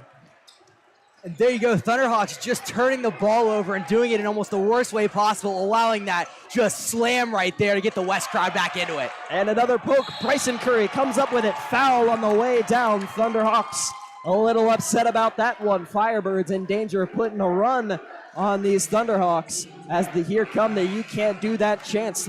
East side with 3 fouls now in the foul column this period. Firebirds still perfectly disciplined to start the second 8. And Third 8 rather. And you just can't get buckle under pressure here if you're the Thunderhawks so far, obviously. You allow the dunk from Curry. FaZe Whelan making a business decision right there, not even contesting it. And Again, you just see another turnover right there. That's something that the Hawks did such a good job at in the first half, and it's something that they definitely can't let take effect here in the second. Here come the Birds looking to close the gap to a one-possession game. Curry able to find Hakeem Smith. Bounce pass. It's Tyson, the freshman, going up and in. He's got it. 2-point ball game. He now has 3 on his score sheet today. And this has definitely been a game of momentum. Thunderhawks had it going into the half, with the Firebirds answering back immediately right here coming into the second. Perry over to Bachman. Bachman with the drive. Passes it back out. Up in the paint. The shot negated. Hakeem Smith going down hard in the lane. See what the call is there. But it will be a block foul. Hakeem Smith, who went down, called for his second personal to go along with his 3 points on his stat sheet today. Just under 5 minutes remaining in the third. Back to a one-possession ball game here. Hawks 28, Firebirds 26. Inbound, caught by Luke Shaw. Pass to the corner, finds Derek Johnson, keeps it back outside. Here's Shaw again. Over to Bachman, tries to step his way through the lane. Derek Jackson, 3. Undershot off the top of the iron, no good. Fast break, here's Smith, the chance to tie. Yes, sir! Knotted up at 28. Timeout called for by the Hawks. And here come the Firebirds. We talked about the second half team and the offensive onslaught we saw in round 1. And here we go. We'll take a quick step aside. We're all knotted up 28 apiece with 4:38 in the third.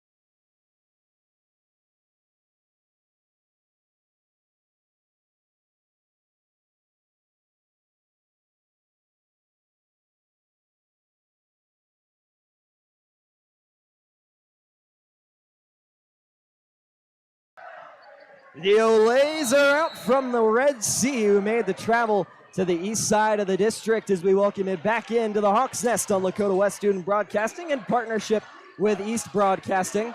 4:30 remaining in the third. The Firebirds went on a real nice looking run. As we were talking about, their second half play is what kept them in that first game, and it's really what's kept them in this whole season. A lot of their big wins, especially the close ones. But it's the Thunderhawks with the basketball here. They called the timeout. And now they got a bit more pep in their step. They go up for 2 easy ones. They lead this one yet again, 30-28. Here come the Firebirds. We'll see if they keep the same momentum. Bryson Curry through the defense. Tip ball. Here comes Trey Perry. The 3-on-1. Bachman drains it. Yeah, and for the Firebirds coming out of the break, we saw them kind of tighten up their defense a little bit and turn their defense into offense, bringing those traps up top. But it has left more people open for the Thunderhawks down low, as we saw in those last couple of possessions. Curry finds Smith, 4-point game. And a push from Derek Jackson. Foul number 4 in the tally for the Thunderhawks. Jackson with his second. East 1 away from putting West in the bonus with a full 3:38 remaining before they reset in the fourth period. You got to commend the Thunderhawks there for coming out of the timeout. They looked poised, they looked ready to go, and easily putting up 4 points on the board. Just get this game a little bit back in their favor. Bryson Curry set for the inbound. 4-point, 2-possession game. Josh Tyson getting things set in the backcourt. Firebirds looking like they're going to take their time, reset after starting to lose their run a little bit. Don't want to give up one to East either. LJ Green tries to find Smith, and a foul called. And here we go. Foul trouble has started. East has 5 in the column. And really interesting, the fouling is starting to pick up in this third quarter. We really didn't see it that bad in the first half, but Thunderhawks definitely getting a lot more physical, a lot more handsy here in this third period. New rule in play as Akeem Smith steps to the line. No 1-and-1 opportunities either. This will be a full 2 for the senior Smith. And it looks like the Thunderhawks are starting to get a little nervous on the defensive end as the Firebirds have ramped up their aggression. Hence the foul trouble here to start the third quarter for them. And if you're the Thunderhawks, you just kind of need to lay off a little bit, get back into your defense, make sure that you're moving your feet and getting in front of the shooters, and they should be just fine. Trey Perry comes up with the miss on Smith's second, and here he goes. Fast break down the floor, steals 2 right back, puts an extra on the board for the Hawks. He cracks double digits. He has 10 as the Hawks lead this one now by 5, 34-29. Here comes Bryson Curry, loses it as he goes up. Ty Smyers takes over, now Trey Perry. Bounce pass to Elijah, and he loses it out of bounds, sending it back the way of the west side.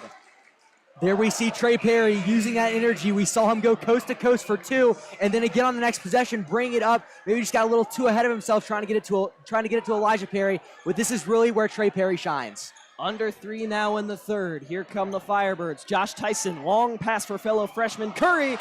That one about took a head off a cheerleader. Hands it right back to the east side. Man, I moved my head back from up here. I think we all did. That was a rough-looking one, but he's got a cannon. I don't think that's where you want to use it, but he's got a cannon. Definitely a lot of heat coming off of that basketball. It'll be Perry set on the baseline for the inbound. Bachman with him in the backcourt. He takes it. Trying to improve a 5-point lead that they hold over the west side. Mead Moss checked back in for the Firebirds. Here goes Bachman. Able to find Shaw. Loose ball. Tyson Davis tries to fall on it. Looks like it got kicked for a minute there, out of bounds. Mead Moss not happy with that one. They call it in favor of the east side. And there's kind of a scramble for the ball on the ground. Nobody can really get their hands on it. That one kind of bouncing out. Could have really gone either way.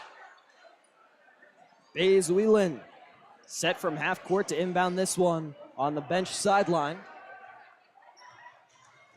Bachman down the floor with the freshman Tyson. Still trying to find his way. It looks like he has a lane, but he kicks it over. Here's Shaw, goes up, loses it, but contact called for on the way up. Yeah, and that was just a great IQ play right there from Shaw on the backdoor cut to the rim right there. West not really expecting it, able to go up and draw yet another trip to the free throw line here for the Thunderhawks. And here goes Shaw, about 50% from the line, one of the lesser free throw shooters for East, as the best he can do on this possession is 50%. Still a 5-point game from the Hawks' nest as we get a couple of substitutions for the Firebirds. Smith and Green off. It'll be Alex Dudukovic and Bryce Curry checking in for the all-black Firebirds. Shaw in his second. Stays 50%, 35-29, our new score. Still 2 possessions, for the Hawks increasing their lead to 6 with 2:19 remaining before we head to the final 8 to play in Liberty Township. Rough pass there. Josh Tyson able to come up with it. Tyson only 5 points on his day after dropping 21 on the Hawks the first time around. Here's Mead Moss to Curry, and there's number 2. If you took the over, congratulations. The Hops on the showcase yet again. There it is, that 1.5 line we talked about it. We knew it would be fun. Just crazy to see those dunks fly down. That one looked too easy for him. Elijah Perry trapped in the corner on Dudukovic. Bachman going one-on-one with the freshman, Josh Tyson. To the top of the floor, Bays Wheeland. Pump fakes his way into the free throw line. Trey Perry with 1:43 on the far side wing. Finds Bays Wheeland. Wheeland tries to kick it to Perry. Loose ball. Birds come up with it. Mead Moss on the floor. Finds Curry. They keep the possession. No arrow needed here. Curry inside. Make it 3. My goodness, what a slam. And Bays Wheeland taking yet another business decision right there. But Curry just hammering that one home. I wouldn't want to be on a poster neither wise. Let him have that one. 35-33. If we thought it got loud for jump rope, you can imagine what we just heard from this crowd. I think everybody is just kind of starstruck by what we just saw. Jaws are open all around. I mean, oh my goodness. And you see the Firebirds student section tapping their heads just... And we still got a game going on. Man, it felt like the world just stopped for that dunk. Just And there's incredible. the tip. Uses the hops again. This time no points, but nearly forcing a turnover. East through the lane. Foul called. 1:01 in the third. They lead by 2, regardless of what it may feel like with momentum. We'll see the Hawks to the line here. I mean, it feels like that should have counted for 20 points. Just majestic. That's all I can say. Pretty sure that was a one-hander, too. My goodness. First shot up, no good. Takes an unfriendly bounce for Ty Smyers. And just seemed like that one came out of Ty Smyers' hands just the wrong way. No rotation on that ball on the free throw. Probably hence the unfriendly bounce. I'll tell you what, I'm still looking down at this West student section. I don't think a mouth has closed in that place yet. That Red Sea is stunned. I'm right along with him. I mean, we know what Curry can do, but tonight has been an absolute clinic. As the Firebirds recover the missed second.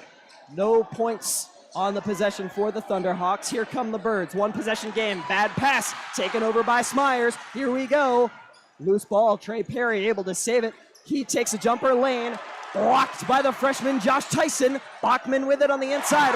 Smyers. And another ejection. East maintaining it with 49 remaining in the quarter. And I mean, we can't say it enough tonight. It's all about momentum, and the Firebirds just have all of it right now, and that's exactly when you want to have it. Getting ready to go into this fourth quarter, only down 2. Firebirds are hot. And the Thunderhawks commend them tonight because anytime the Firebirds have drawn it in close or taken the lead, the Hawks have been able to respond. Like we talked about earlier, the counter adjustments, let's see them from each team tonight. Coach Atkins has done a great job with it tonight. Let's see what he can do here going into the fourth quarter. Bays Wieland on Bryce Curry. Dangerous defensive hand, 28 seconds left.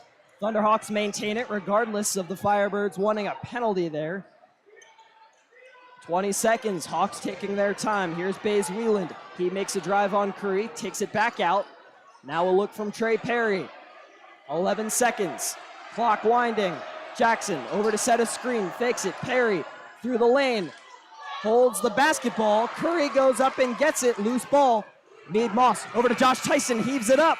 No good. Too far to the right. Probably wouldn't have fallen anyway. But a valiant effort and a half that the Firebirds looked like they were out of early.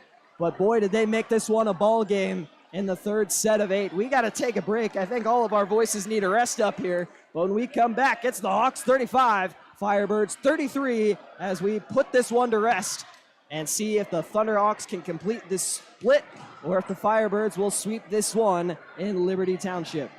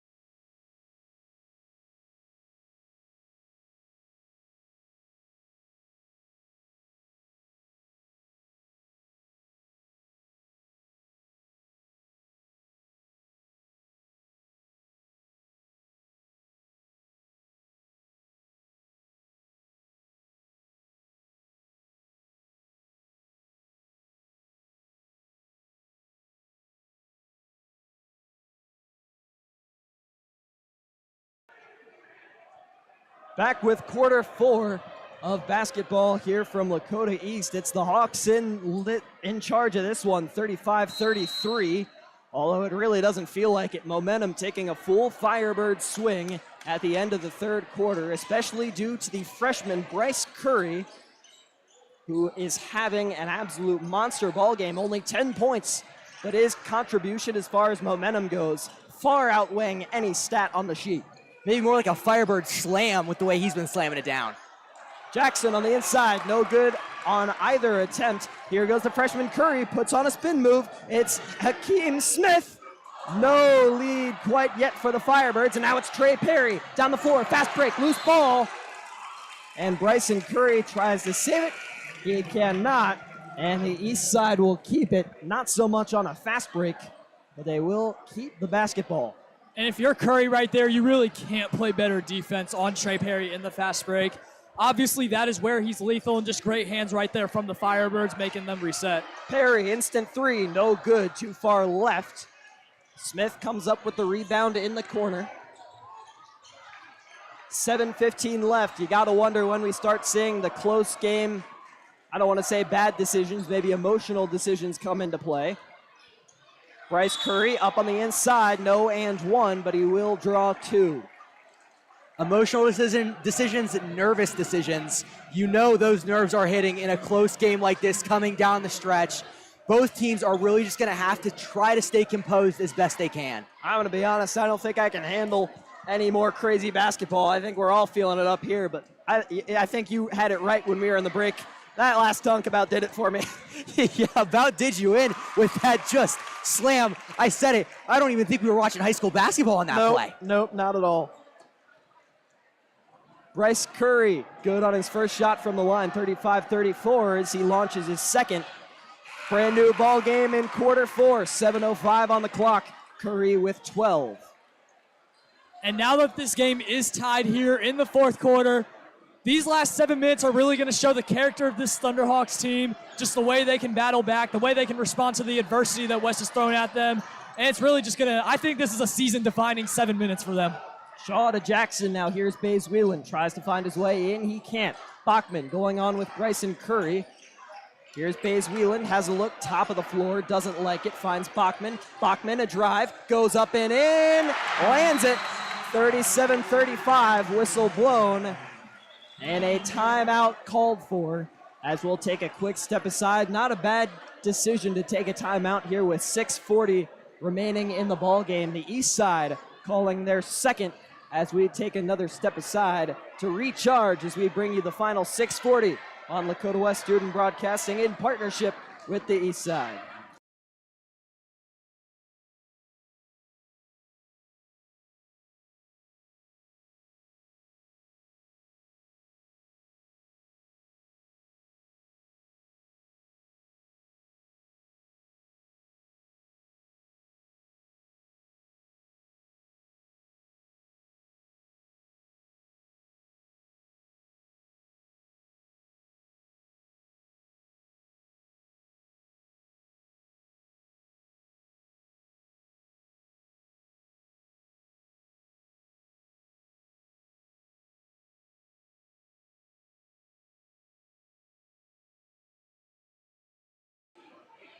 Tyson Davis able to find Bryson Curry off the inbound as we have 6:35 to play in this one. Hawks retaking their lead before the timeout, 37-35.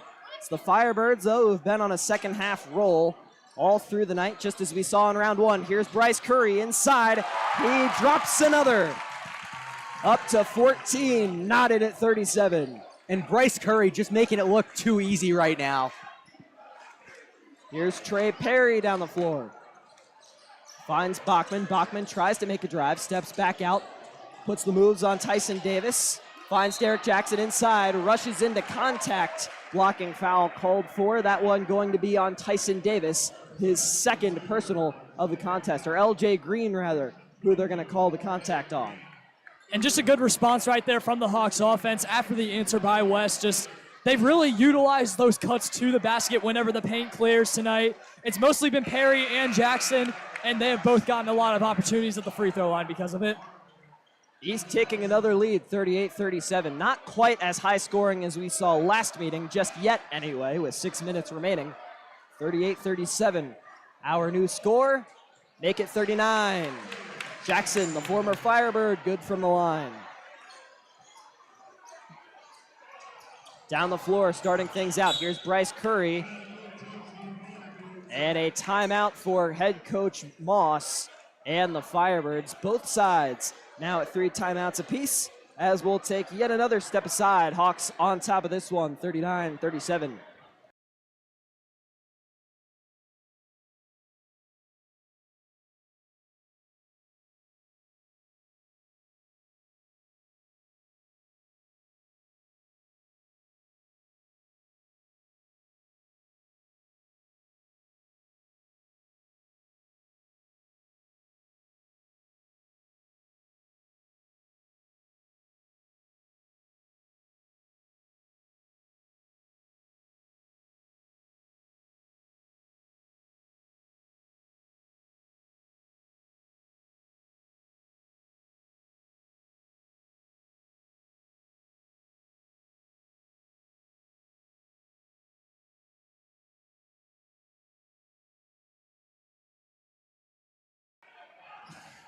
Tyson Davis off the inbound finds Bryson Curry in the backcourt as the Firebirds trail by 2. Yet another timeout as we get to the slow-moving portion of the evening. 2 timeouts called within the last minute or so of action.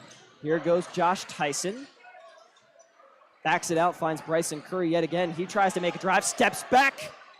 No good on the 2-ball attempt, recovered by Trey Perry. Perry able to find Bachman as he goes down the floor. Now over to Smyers. Smyers fighting his way in. Pump fakes on Davis. Batted away by Davis. Now Smyers thinks about it again. Trey Perry up. He won't knock 2 down. Recovered by Tyson Davis. Fast break. Here's Curry. Now Tyson! My gosh! Sending it home! Let's go home, ladies and gentlemen! Oh my goodness! Bryce Curry with a 4th! The oop! Wow! And it's the east side now. Taking things over with an and 1. Ty Smyers. And maybe West getting a little too excited right there, coming off another one-handed slam. Good job by the East offense right there, and Ty Smyers to counter-react to that. I don't think I can handle a 4th one of those. I told you, one more moment and I was done for the night. Oh, man. I was watching it. I mean, you could see him coming down the floor. You were watching for it, and so was East. But then Tyson, the freshman, comes up with that basketball. I mean, it was freshman on freshman. East kind of surrounds him, finds Curry, basically oops it up for him. And now it's the East side by 3, and 1 opportunity sunk by Ty Smyers. And we all saw that one coming. Just everyone taking a gasp before that one got slammed home, and it did not disappoint. Again, just jaws on the floor. But Thunderhawks still somehow able to capitalize off of that and get 3 points and just hold on to their lead. Josh Tyson through the traffic. Another and 1 opportunity. Chalk it up this time for the West Side. And it's just big play after big play, back and forth on both sides of the court. It's Red Sea, Hawks Nest, back and forth energy in this place right now, unmatched. And it was a year ago that we called the game winner down on that end of the floor. Nathan Dudukovic helping to split the series for the Firebirds. And now this one coming down to the wire. I'm just going to put in my prediction now. If the Firebirds win this game, it's all coming down to the hands of Bryce Curry in this one. And yeah, I mean, I can't even disagree with that. He has just lit it up in this second half. A wild student section makes no difference for the freshman Josh Tyson, 42-42. Tyson is up to 6. Bryce Curry has 16. Freshman duo north of 20 tonight. Poke ball. Bryce Curry comes up with it. Freshman to freshman. Oh my goodness. No and 1 there, but he draws the 2. That would have been another big one. And it looks like the Firebirds just have all of the momentum right now. They just keep on rolling. Not an and 1 there, but still will go to the line, chance to shoot 2. Hawks got to make sure they get a guy back on those fast breaks, because those last couple of possessions have really hurt the Thunderhawks in terms of just those shots going up.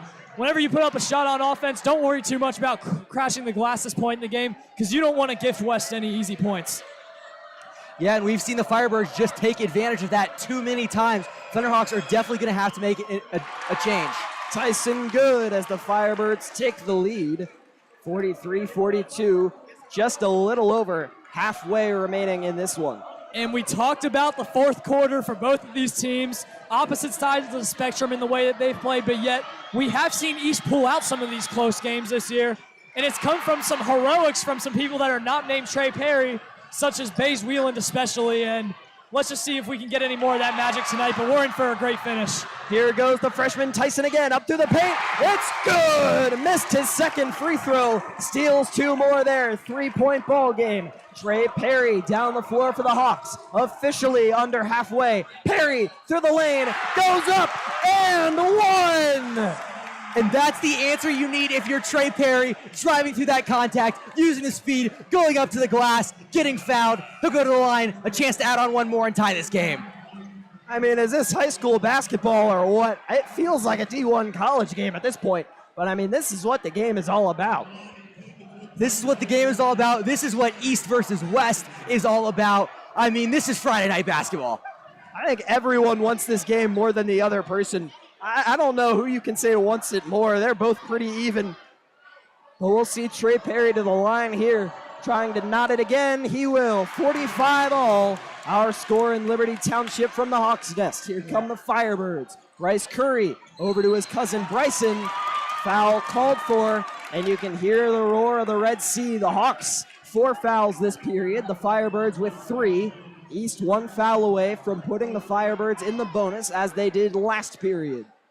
Yeah, and much like on the west side with Curry, the Hawks are also going to be relying on one player to bring them back into this game and take over, and that is Trey Perry, as you saw right there on that previous and one. Who's going to be the bigger star to show out for which side down the stretch? Bryson Curry handing it off. Here's Josh Tyson yet again having a big game, and we haven't mentioned this for quite a while, so if you're just joining us, the freshman Josh Tyson coming off a hyperextended knee injury little over 2 weeks ago coming against Oak Hills. I don't think he's missed a beat, as we'll see him here make a move beyond the arc, step to the side, nothing but net as it falls. A Firebird lead, 48-45. And we talked about it pregame. We might see maybe a dip in production from him, but clearly not one here. Perry had contact on him before he went up. Foul called for. Bryson Curry, wearing the black for the Firebirds, gets called for the team's 4th. Both sides now 1 away from putting their opponent in the bonus.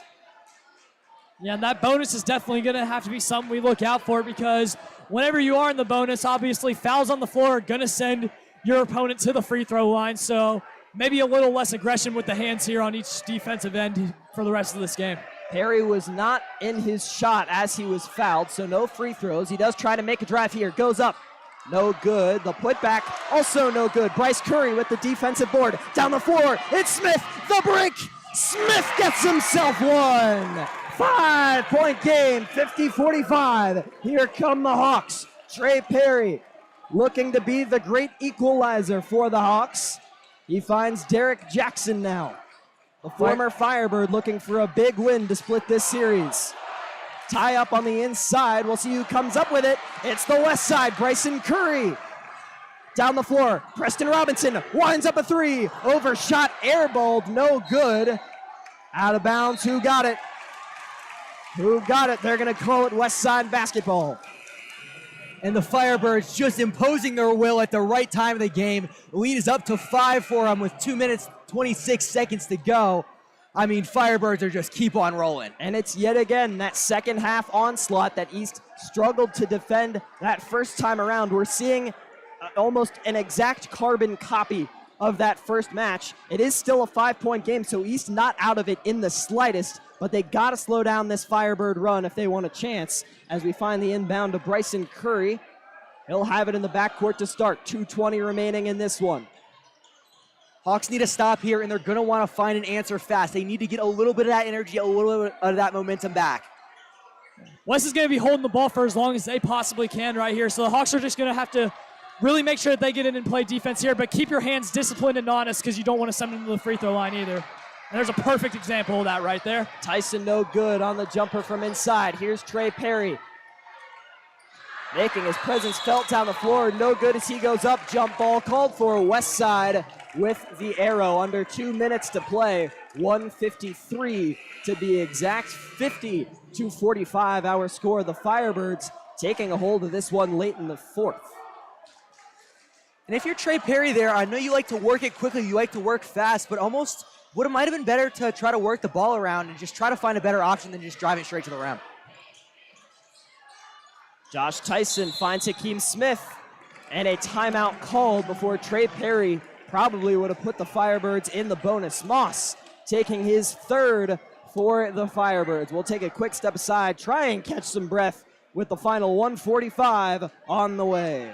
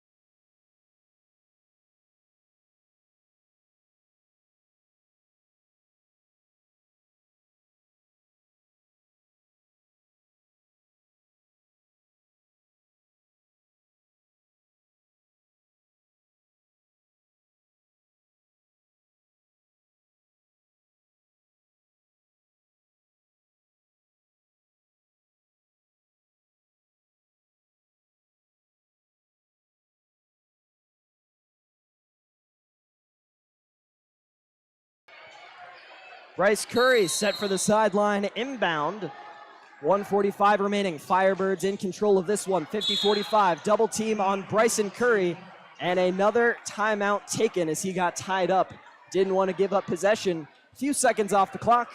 And another Coach Moss timeout. The Firebirds with one remaining against the Thunderhawk 3 will take another step aside.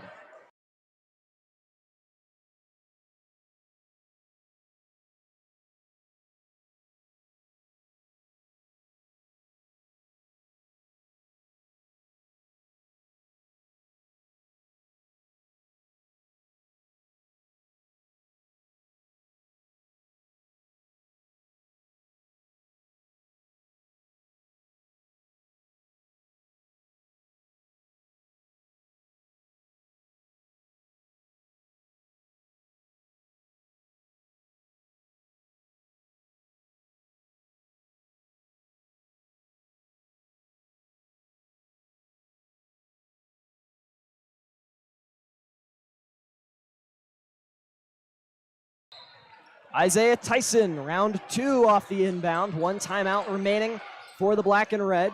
This one finds Bryson Curry. We'll see if they still try and run this clock or if they try and add on. Loose ball, Curry able to keep the handle on it.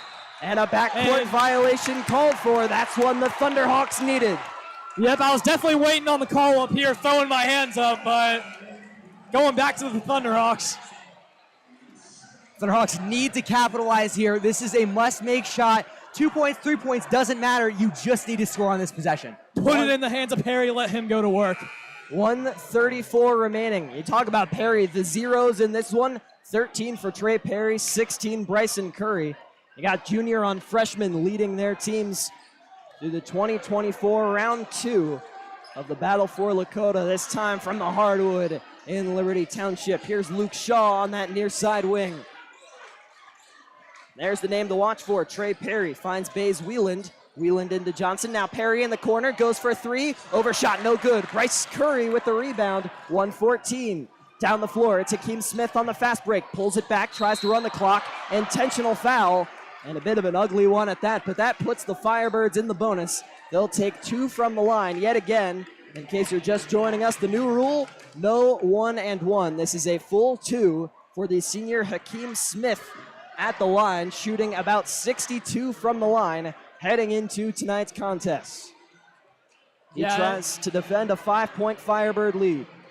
Yeah, and the Thunderhawks right there, looks like they were trying to go for the steal, but just ended up coming in a little bit too hot. And something I just noticed, Derek Jackson's got 4 fouls. He's got to be careful. Yeah, and also LJ Green with 4 fouls. So the big men, I wouldn't be surprised to see them go at each other. Who can break first? Smith to make it a 6-point game. 2 possessions still, but he gets it to fall. 51-45, the brand new score. 107 is here come the Thunderhawks. It's Bachman with the pass down the floor to Shaw. Shaw going one-on-one with Bryson Curry. Now Bays Wieland over to Bachman on that far side. Here goes Perry, tries to make his way through. Tyson Davis with some contact on the ball, and it's going to the west side. 52-2 remaining, 6-point game as the Birds take over. It's looking like we could be closer and closer to a series sweep in the regular season. Yeah, tough to tell from up here, but I don't really like that call. Yeah, we don't really have a great angle on it, especially not from up high. And the basket negated, that's a big one. They're going to say the west side stepped out of bounds. Still Thunderhawk basketball, but you can tell all the gasps, the air taken out of this place. They needed those two, and to have it negated, that is huge. You have got to be kidding me. Once again, we don't have the best look at that baseline specifically, and especially when there are a bunch of players in our way. It doesn't sit right with me whenever they blow the whistle after the Hawks make the basket. Here goes Perry for 3, tipped on the way up, no good. 45 remaining, trying to avoid the intentional foul is Tyson Davis. And we're closer to putting this one to rest. Davis sent to the line for the Firebirds. And just the Firebirds seeing right through that one for the Thunderhawks. Just great defensive execution right there on Trey Perry. Well, I'll tell you what, adjustments were the key heading in. I said it multiple times throughout the night. I think we can say adjustments definitely won this game for the Firebirds. That and Bryce Curry, the freak athleticism that we've seen on display tonight as we have a 3-possession ball game. Tyson Davis drains the first, 52-45. And huge free throw there. That one maybe just putting it a little out of reach. Fans starting to clear out here maybe a little bit from Lakota East High School. Still a 7-point game. Trey Perry with the defensive board. A shove on Bryce Curry. Foul called for. And a blocking foul called on the freshman Bryce Curry. 40.7 remain. Hawks to the line. They now enter the bonus. Trey Perry, we mentioned this in the first quarter, not the guy you want to send to the line. About 77% as he will knock down his first, keeping the Hawks in this one. Yeah, and the Hawks are just going to have to get a couple quick stops here. And down by 6, I don't think you can play the foul game if you're the Thunderhawks. So that's obviously what West is trying to do to you. You're going to have to get a steal at some point or another. And 2 for 2 goes Trey Perry, 5-point game.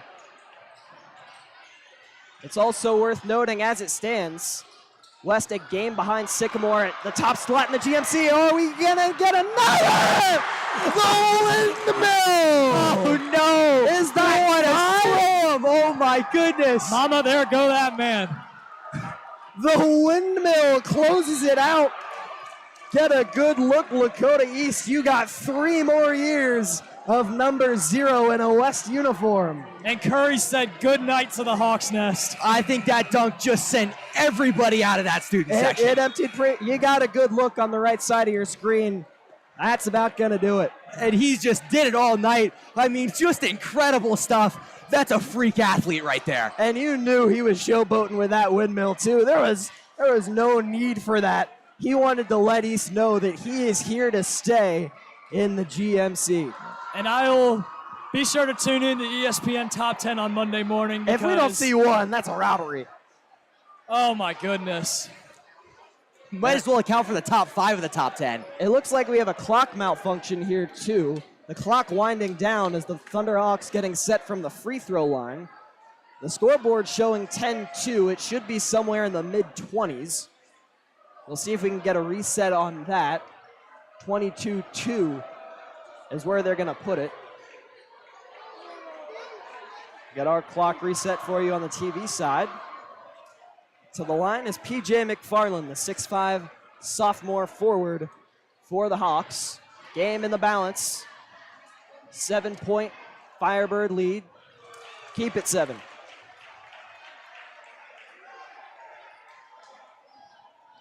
I'll tell you what, regular season anyway. This the last partnered broadcast between East and West for basketball.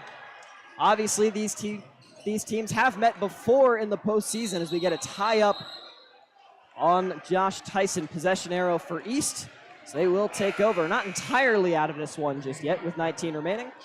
But what I was getting at, fantastic working with you guys as always. Obviously, we enjoyed the football one. Got to do this a couple times during the basketball season. 2, this being our second for the men's game, and then 1 for the girls' game the other day. Also at East, if you haven't seen that, go back and watch it. The Thunderhawks completing the sweep of the girls' basketball contest. But fantastic to have you on the broadcast yet again tonight. And we get another foul called here. But as we wind this down, where can the people find you over at Lakota East Broadcasting? Again, on YouTube at Lakota East Broadcast, finishing up our first year here from football and basketball. I mean, just incredible success from the program all year. First-year program. Glad we could get to match you guys from the west side. Just super successful. But Twitter as well, at Lakota East Broadcasting. Instagram, Lakota East Broadcasting. Yeah, and adding on to what you said, Colin, and especially you, Nick, just pleasure working with you guys this year. Obviously, had some fun in the joint games that we called. Always great working with you, Nick. Always fun to combine the broadcast here a little bit. And then for me and Colin, our last game at the Hawks Nest, obviously a pleasure doing it with you too. Yeah, and that's another thing to note here. Senior night at the Hawks Nest as West still stays up by 6 after the miss from Curry. Obviously, you get into tournament season, and we kind of talked about this the other day on our broadcast. A little bit disappointing that you don't get home tournament games, but it is what it is. I mean, basketball is kind of like the last big high school sport, so sad to see it wrap up as here come the Hawks. 3-point attempt from the corner. No good, bounces out, 8 seconds left. Hawks lob one, and a foul called for on the inside. 5-3 remaining. They have a chance to make it a 4-point game. And really just a disappointing end here for the Thunderhawks, especially in that fourth quarter where West just simply had better execution down the stretch. But if you're the Thunderhawks, obviously it stings, it hurts, but you just got to realize that you've got another whole tournament left to play, and the season definitely starting to ramp up here. This one's going to sting for a while, and it'll probably never go away. But it's just, they got to have short-term memory for these last couple games, and especially heading into the tournament. Ty Smyers at the line for the Thunderhawks as we wind this one down. They're ready to send you guys home from Liberty Township, Ohio. Smyers on his second. Hawks trail by 5, make it 4. 5.3 remaining on the fourth quarter game clock. Bryson Curry inbounds, finds Bryce Curry, tripped up on the sideline, an intentional foul with 3:06 remaining. We'll see another 2. Yeah, and definitely a little bittersweet here being in the Hawks Nest tonight. Like you mentioned, Cam, our last game here. Definitely just a little sad. Emotions are hitting, especially West taking it on senior night. But we will be back in action tomorrow. Girls traveling to Mason. That's a huge game for the girls team. Looking for a chance to play for the GMC title. Excited to be in action there tomorrow. Bryce Curry no good on a chance to make it a 5-point game with 3:06 remaining. Yeah. And as we mentioned, GMC implications in this one as well. West picking up the win. I don't have the score in front of me, but I think it's safe to say Sycamore probably over Coleraine tonight. So probably a good assumption. Still a game back in the GMC, presumably. And they will meet on senior night at West this Tuesday, 7:30. We will have the coverage on Lakota West Student Broadcasting. Here comes the three-quarter court heave. And there it is, 55-50 your final as the Firebirds complete the season sweep over the Thunderhawks. The brooms out on the west side. In a rivalry that historically East has had the upper hand in over the past few years. A big 2 games played this season for the Firebirds. Coach Moss definitely winning over the hearts of some Firebird fans over the course of this season, in large part due to these 2 games. We're getting ready to send you away here from Liberty Township. One more time, it's the Firebirds 55, the Thunderhawks 50. As I mentioned, you can catch them on Lakota East Broadcasting tomorrow as the girls take on the Mason Comets. You can catch us on Tuesday night, Sycamore into Westchester. But until then, a pleasant good evening, and we'll see you then.